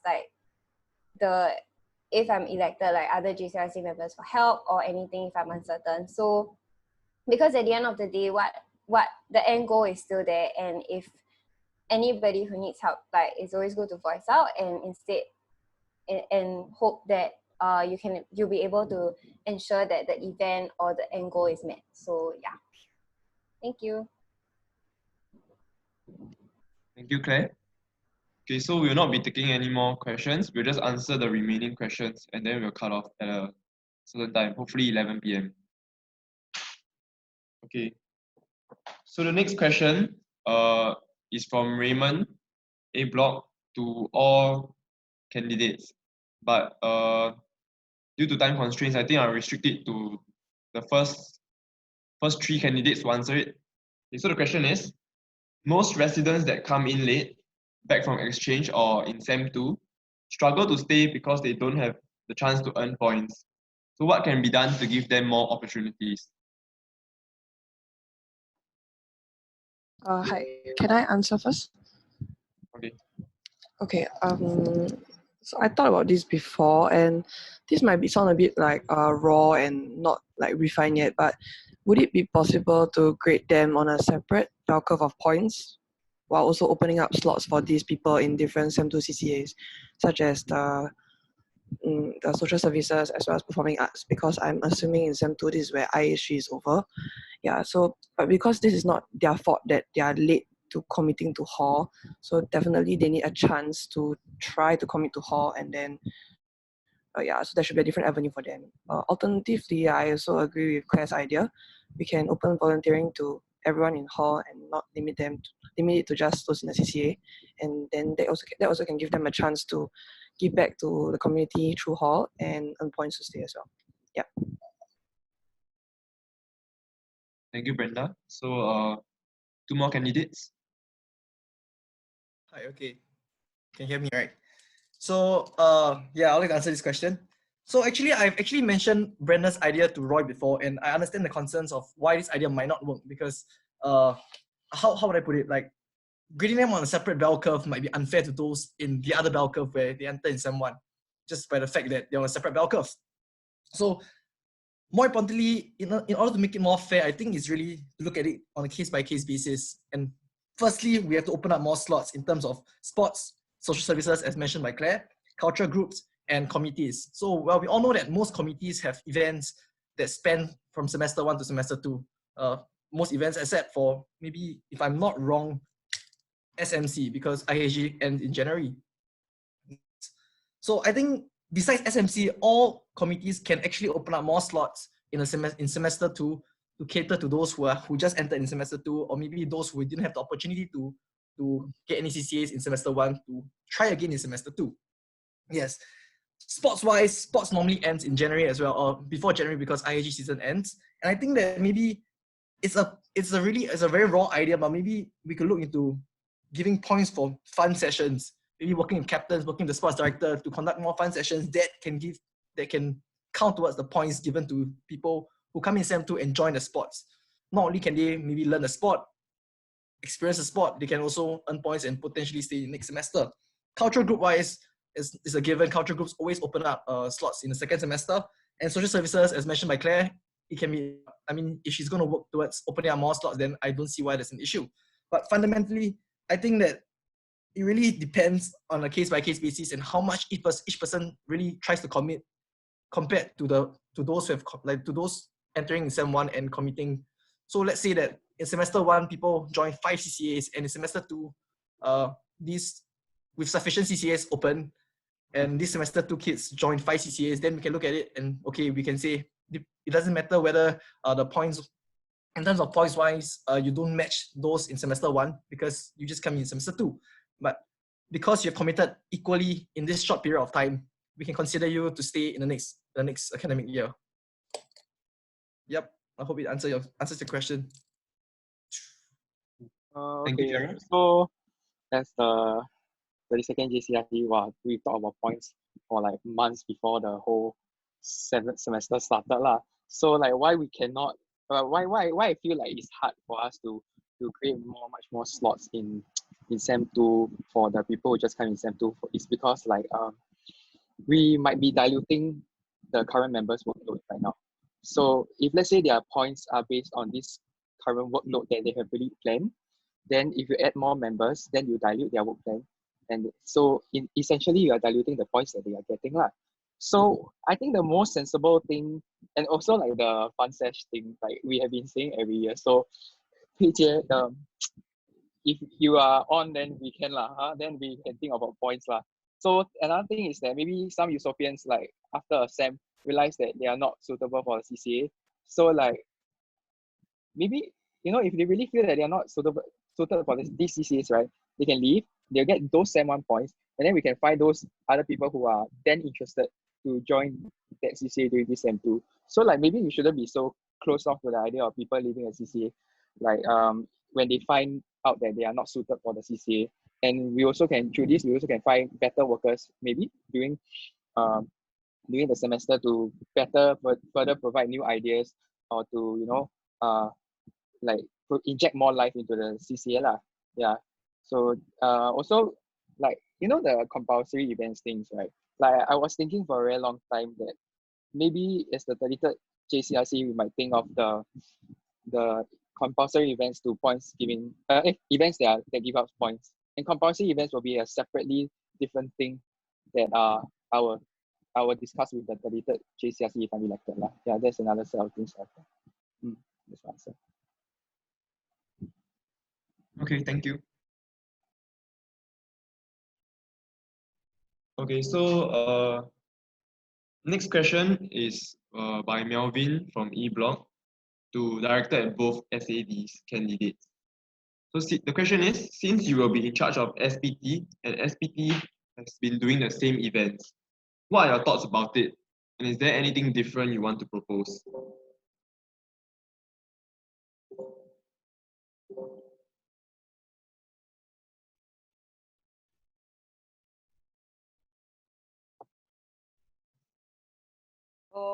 Okay, I'll answer first. Okay, from what I know from Roy, right, SPT will not be under SAD from next academic year onwards. So it will be under some other JCRC member. So like I cannot give you a definite answer to this. Sorry. Hi, thanks Melvin for the question. So if assuming that everything goes on as per normal, I was thinking that if there's a possibility of pushing Bash into Sem 1 instead of Sem 2, like I know that Sem 1 we have a lot of activities already, but having Bash in Sem 1 can help to keep the freshies hyped, especially after IBG and CCA fair. Because usually that's when we make friends in EHOP and the phantoms are not yet phantoms. And those are the time where like everyone is still together. Yeah. So that's why I feel that Bash can actually help to bring people together, especially during Sem 1. But however, in Sem 2, I guess most of us already like have our own friends and have our own friends and yeah, cliques and stuff like that. And it will be a little bit less impactful. Yeah, so that's the only thing. Other than that, I'm not too sure because this year that SPT missed out on Bash and Fiesta. I mean homecoming. Yeah, that's about it.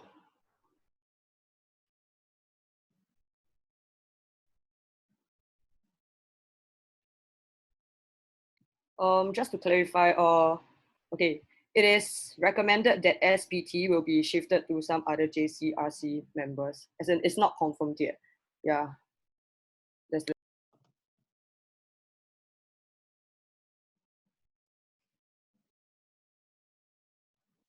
Okay, thank you. Next question is by Steph from D Block, directed at Claire.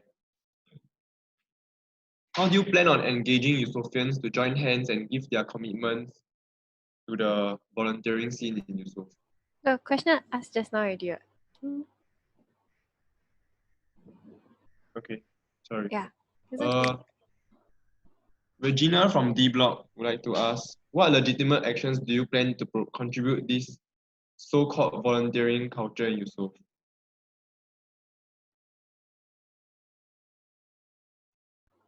Hello, yeah, thank you for the question. I think that first things first, like I said before, there will be the 3 phases thing.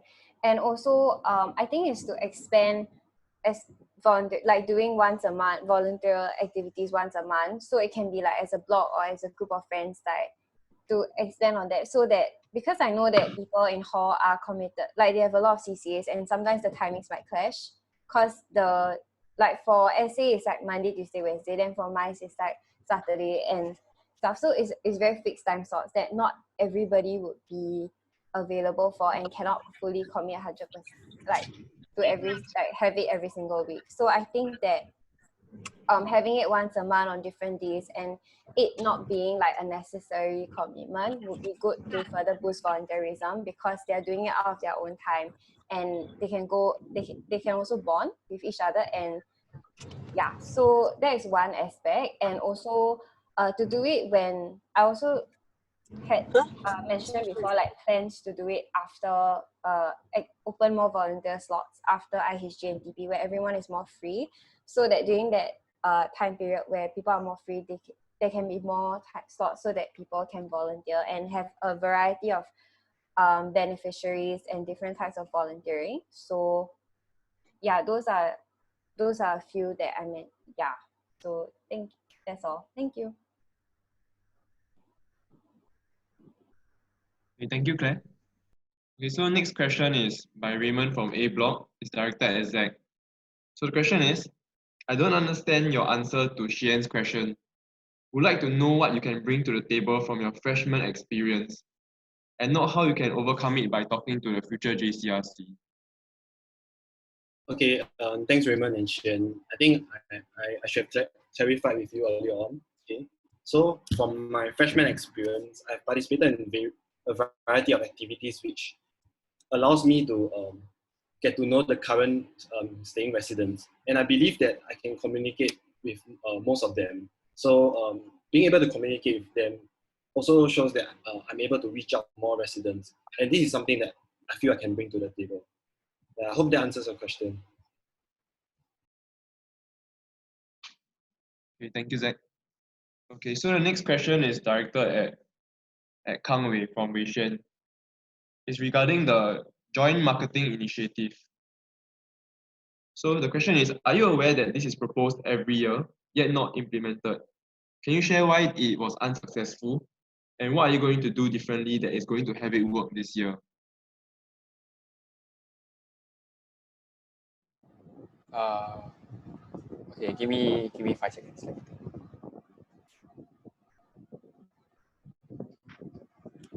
Okay. Yes. Wei Xuan. Thank you for your question. Yeah. So I am aware that this is proposed every year, and I have also asked a lot of seniors, Master and Zua as well, in regards to this before I even brought this up. So this was mostly unsuccessful due to how some committees would rather work within their own committees and fight for their own sponsors, or how we didn't manage to follow up on our end in regards of the sponsorship. So I take these issues very seriously, and while still in its infancy, we plan a lot in the regards to this and create a more collaborative group of like marketing Eusofians, you know. Not following up on our end of sponsorships, right, breaks relationships and trust, which is the two things that I really think that are very important in the partnership. So I'll be personally going through each one of our partnerships and make sure that we fulfill it. So stronger together is our IHG motto, right? But this shouldn't just apply to sports lah. We are much stronger together as one Eusoff. So it's imperative that we start working with one another to bring our hall to greater heights. And of course, with the priority given to the committee who has found the sponsorship. I hope to look at building more long-term partners and less of a one-time sponsorship, for it is more sustainable. This is what you also have previously mentioned before, Wei Xuan. We need to find partners where we need to fit in nicely to their plans and provide a symbiotic relationship instead of a parasitic one where we just receive and receive and receive. So I hope that with all these in place, and of course a lot of communication and planning, this will be the year that works. Yeah. I also hope to build a strong working relationship with all the marketing subcom heads and the members as well. So the more we get to know one another, the more that we get to know each other needs, then we'll start caring for one another. Like I said, the economic recession in the year ahead is going to be horrible. Like, yeah, we really need to start looking out for one another as Eusofians. Yeah. Okay, thank you, Kang Wei. Okay, so the next question is directed at Zach. It's from Chiwan and Amanda. You mentioned participation rates may be low as people have submissions due. If students really have essays and projects due, how will you address it?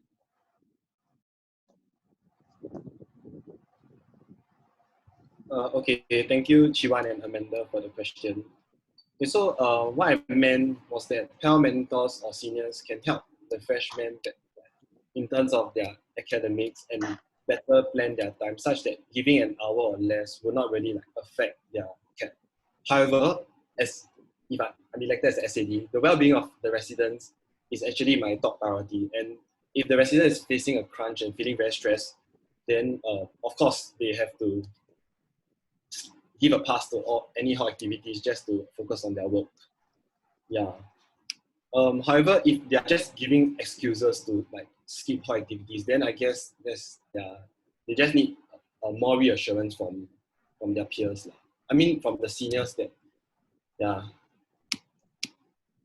I hope that answers the question. Okay, thank you, Zach.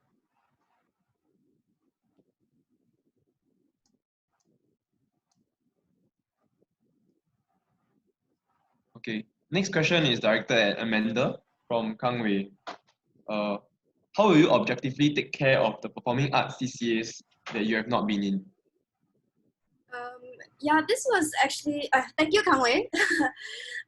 This was actually one of the reasons that at the beginning of the year, I was slightly hesitant on applying for a PAD because I felt underqualified compared to the two PADs who came before me, Amor and Kang Wei, whom I respect for being involved in almost every performing arts CCA. I predicted that there might be a couple of concerns about my experience, namely objectivity, as you mentioned, and also being less familiar with the ABC CCAs, ACA, band and choir. So I'll address both sides of this issue. To first answer your question about objectivity, I will definitely have to overcome potential bias. And I think one way to do this is to set very clear goals together with the respective cultural heads at the start of the academic year, along with coming up with CCA-specific solutions and ideas. As a PAD, I think my main focus is to ensure that everyone in Eusoff Performing Arts works towards the same goals. So there shouldn't be any reason that one CCA is more privileged than another under my leadership if I were to take up the role. And as for the second part of this, admittedly, my expertise is much more heavily focused on drama and dance, and I have far less technical experience with aka, band, and choir. But I do believe that the PAD role is one that is also collaborative. So I will need to work together with the various cultural heads to best meet their respective needs. So I will talk to them, listen to them, and provide advice to the best of my ability as a member of the JCRC. More so especially for the ones that I may not be so experienced in. And to a certain extent, I think it also applies to like drama and dance, because just because I have experience in these areas, I do think it is quite likely that the new batch of CCA leaders might face their own unprecedented problems that I'm going to be unfamiliar with. So that being said, like every culture group has different needs. So certain ideas may work for some and not for others. So again, to reiterate, it will be like my job as a leader to listen to them, represent them, and like make decisions according to the goals that we set at the beginning of the year. Yeah, hope that answers your question. Thank you, Amanda. So the next question is posted by Ian to both Zach and Valerie. So the question is, I've talked to many international students and they felt that Eusoff is not a friendly place for them. How do you plan to integrate them into hall? I can go first. Okay, thanks Ian for the question. As I mentioned in my speech just now, I was thinking of rekindling IRC, and that will help to bridge the international students in a way. Yeah. So possibly like IRC can organize a welcome event to all international students and introducing the local culture to them.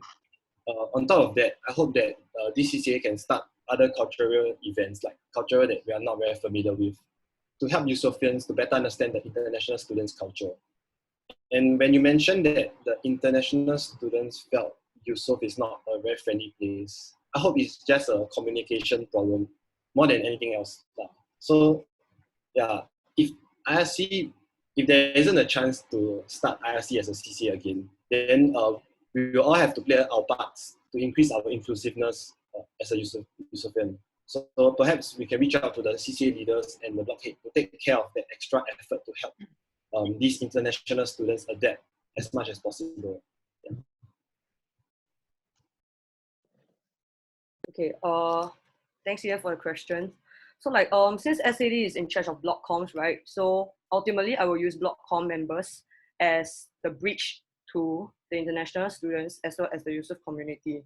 So like block comm members, they are the key to bonding the hall, because blocks are the first few groups of people that freshmen may have, other than rag and flag and like floats. Yeah. So as a block comm member, I'm pretty sure that people sign up for this in order to, bond the block. So first one, maybe we can have like, activities that tell people more about like these international students, like through Kahoot or like bonding activities. But these are up to block heads to decide what is best for them again. And second is, worst come to worst, if we have to resort to this, is to assign block comm members to be in charge of like of each international students in their block. In charge as in not say like, oh, you must do this, you must do that, but in charge as in, be friends with them and slowly integrate them into their own group of friends. So that is like, slow integration, and then on a daily basis will really help a lot. Yeah, because I myself, I went on exchange and I actually felt that segregation between the locals as well as the international students. But what I noticed is that if we can have like different groups of people, let's say we don't even need groups, we just need certain individuals to bridge them and the Eusoff community, that it'll be good. And then like I want to emphasize that this is actually not a one-time thing, and then it must be consistent. It must be using the help of not just the block comm members.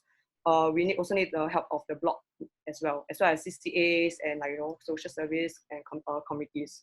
So like as in, according to what Zach says, right? He say he wants to reset up IRC. I feel that IRC is kind of implementable, but not necessarily needed.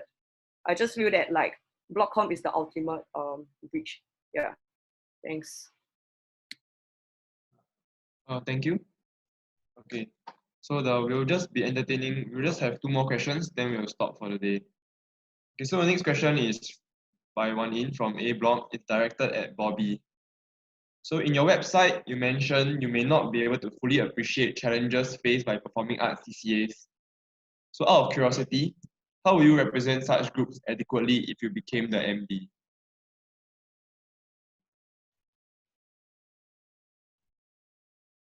Hello.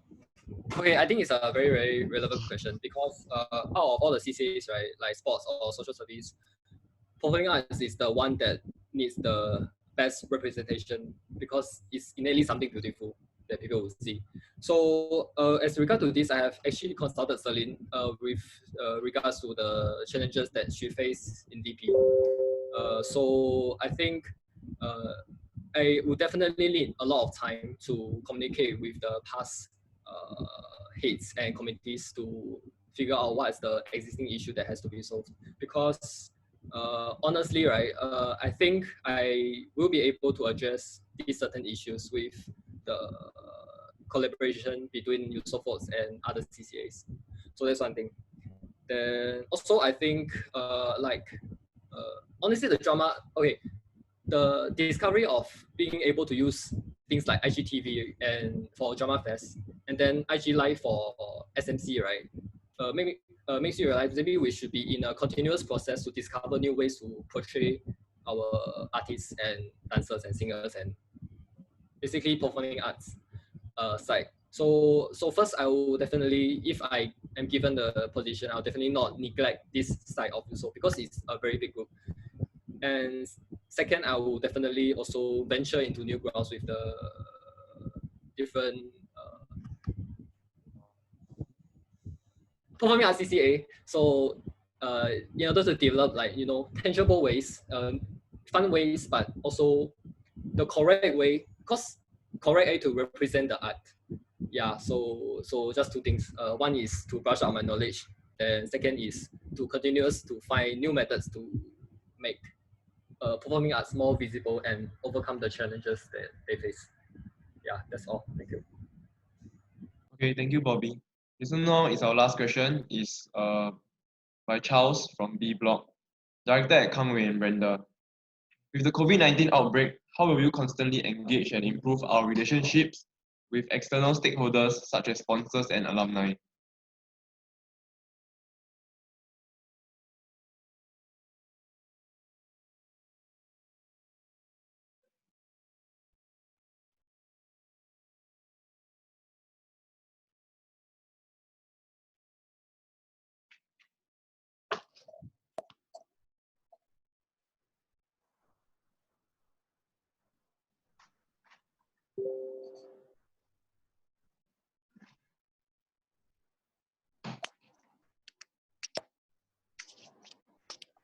Okay, I'll answer the question first. Okay, so even without the COVID-19 outbreak situation, I think one important thing to constantly engage and improve our relationships with external stakeholders is definitely communication. But because of COVID, our communication has a lot of physical limitations. So definitely we can only now do it through text, through calls, and maybe we can schedule meetups for a later date, which is now pushed back to a very, very late date because of the new stay home thing. Yeah, but definitely I believe constant check-ins are very important. So networking is establishing common interests and contributing in such a way that benefits both parties. So constant check-ins through text can be should be continued because this is vital in establishing trust and comfort in a relationship between 2 parties to show that each other is very invested in the relationship and they are interested to continue this relationship. So yeah, so first thing is the constant check-ins, and secondly, I believe that this is a down period because of this COVID-19 situation. But as I've mentioned in my presidential speech, I don't believe in problems because this is actually an opportunity for us. We can use this period to create like to brainstorm of like ways to make our hall look positive, and then create this positive image of hall to promote our hall to a larger group of people, and also promote our hall as a place where it has a large potential to grow. And then after that, with growth, we can promote our hall as a place that can reap a lot of rewards. So actually this question leads me to another point. Let me digress just a little bit. I feel that our hall, because it has a lot of potential to grow, there's many untapped resources in the form of our residents. So in a sense that we don't really have any exclusive sponsorships with anyone yet. So I'd like to spearhead that, to look for sponsors that best fits Eusoff, and definitely one that Eusoff best fits as well, to create long-lasting partnerships that can continue for a long time. We have 486 residents in this same age target market that can also be further segmented into different potential market segments that fits all types of products and companies. So this is definitely the way where we can start looking for like different products and companies that will best fit us and how we can best fit them. So in this like situation where we cannot meet anyone face to face, it's best to do our research, best to find like the best companies, the best products that really can appeal to us. So not just monetary gains from alumni, where we can do via communicating with them, we also can start looking for other opportunities where we can start to reach out, especially in this situation. Yeah. Okay, so I think I have like answered this question kind of with the previous questions that have been asked already. So in regards to our alumni and our sponsors, right? COVID-19 is something faced by all of us. It's faced by Singaporeans, it's faced on an international scale, it's faced by us Eusoffians. So like we're all in this together. This is actually a very good chance to unite all of us in the sense that we can talk about things like what I mentioned, like how our hall overcome this COVID-19, what are the things that we do, what are the things that we have implemented to change what we have done and to what is happening now during this COVID season lah. So I also mentioned that I strongly believe in relationship and trust. So even though we cannot do face-to-face, there's Skype, there's WhatsApp, there's Zoom, there's like so many other things that we can still communicate and convey our trust and convey and how we respect them and convey in our interest in them lah. So I also mentioned that like how like empathy is really emphasized in performing arts. So like it really builds my way of connecting with people down to the personal level, especially in this COVID-19 situation, right? We really need to understand what the sponsors need, because now, like for lack of better words, right, like everybody is trying to save their ass, right? Recession, every companies are retrenching workers, people going on no pay leave. So actually the amount of people and companies that can still have the means to provide and sponsor, like that's very low, and we really need to provide a solution and see what we can do to help them more. So this is where the BPE and all the marketing comms are very essential, and we need to stick to the same page, play the same tune, and pitch our idea of what we can do to them very on the same note lah. Yeah. So that is what I'm thinking of. Also, another thing about EBP is that if we have alumni who, now maybe it's very hard for the LLC to find jobs, right? And because of this economic recession. So what BPE can do with EBP is that we link out as much alumni as possible, and we find the skill set that we have as Eusoffians, and then we match those two skill sets and the people find the job hunters, yeah, the HR team, yeah. So we match and then we try to give as much opportunities to you. So this does not only give like Eusoffians like the LIC job, right, but also promotes our hall like as, oh wow, this guy's from Eusoff, wow, this is what Eusoff is made of, this is what we are encompassing. So this also gives a very large impact and a very an ecosystem that we can sustain, because then the Eusoffians in the company will promote to other Eusoffians next time. So this can be a very long-term thing we can do with EBP. So yeah, this is my response to Charles. Thanks for the question. Okay, thank you. Okay, so we have come to the end of the JCRC election rally. Okay, thank you for those that stay all the way, and thank you to our candidates. So the voting will be open hopefully soon. We'll notify you all via channel EH. So in the meantime, thank you again for staying all the way, and thank you to our candidates. Okay, that's all. Thank you. Thanks. Thanks. Bye. Thank you. Bye bye. I can finally eat my dinner. Yay! KFC. Oh, what a mukbang. Okay, okay. Bye bye, guys. Bye bye. Anyway. Bye bye. Oh. Ow! Ow! Ow! Good job. Ow! Everyone. Thank you. Bye bye. Bye bye.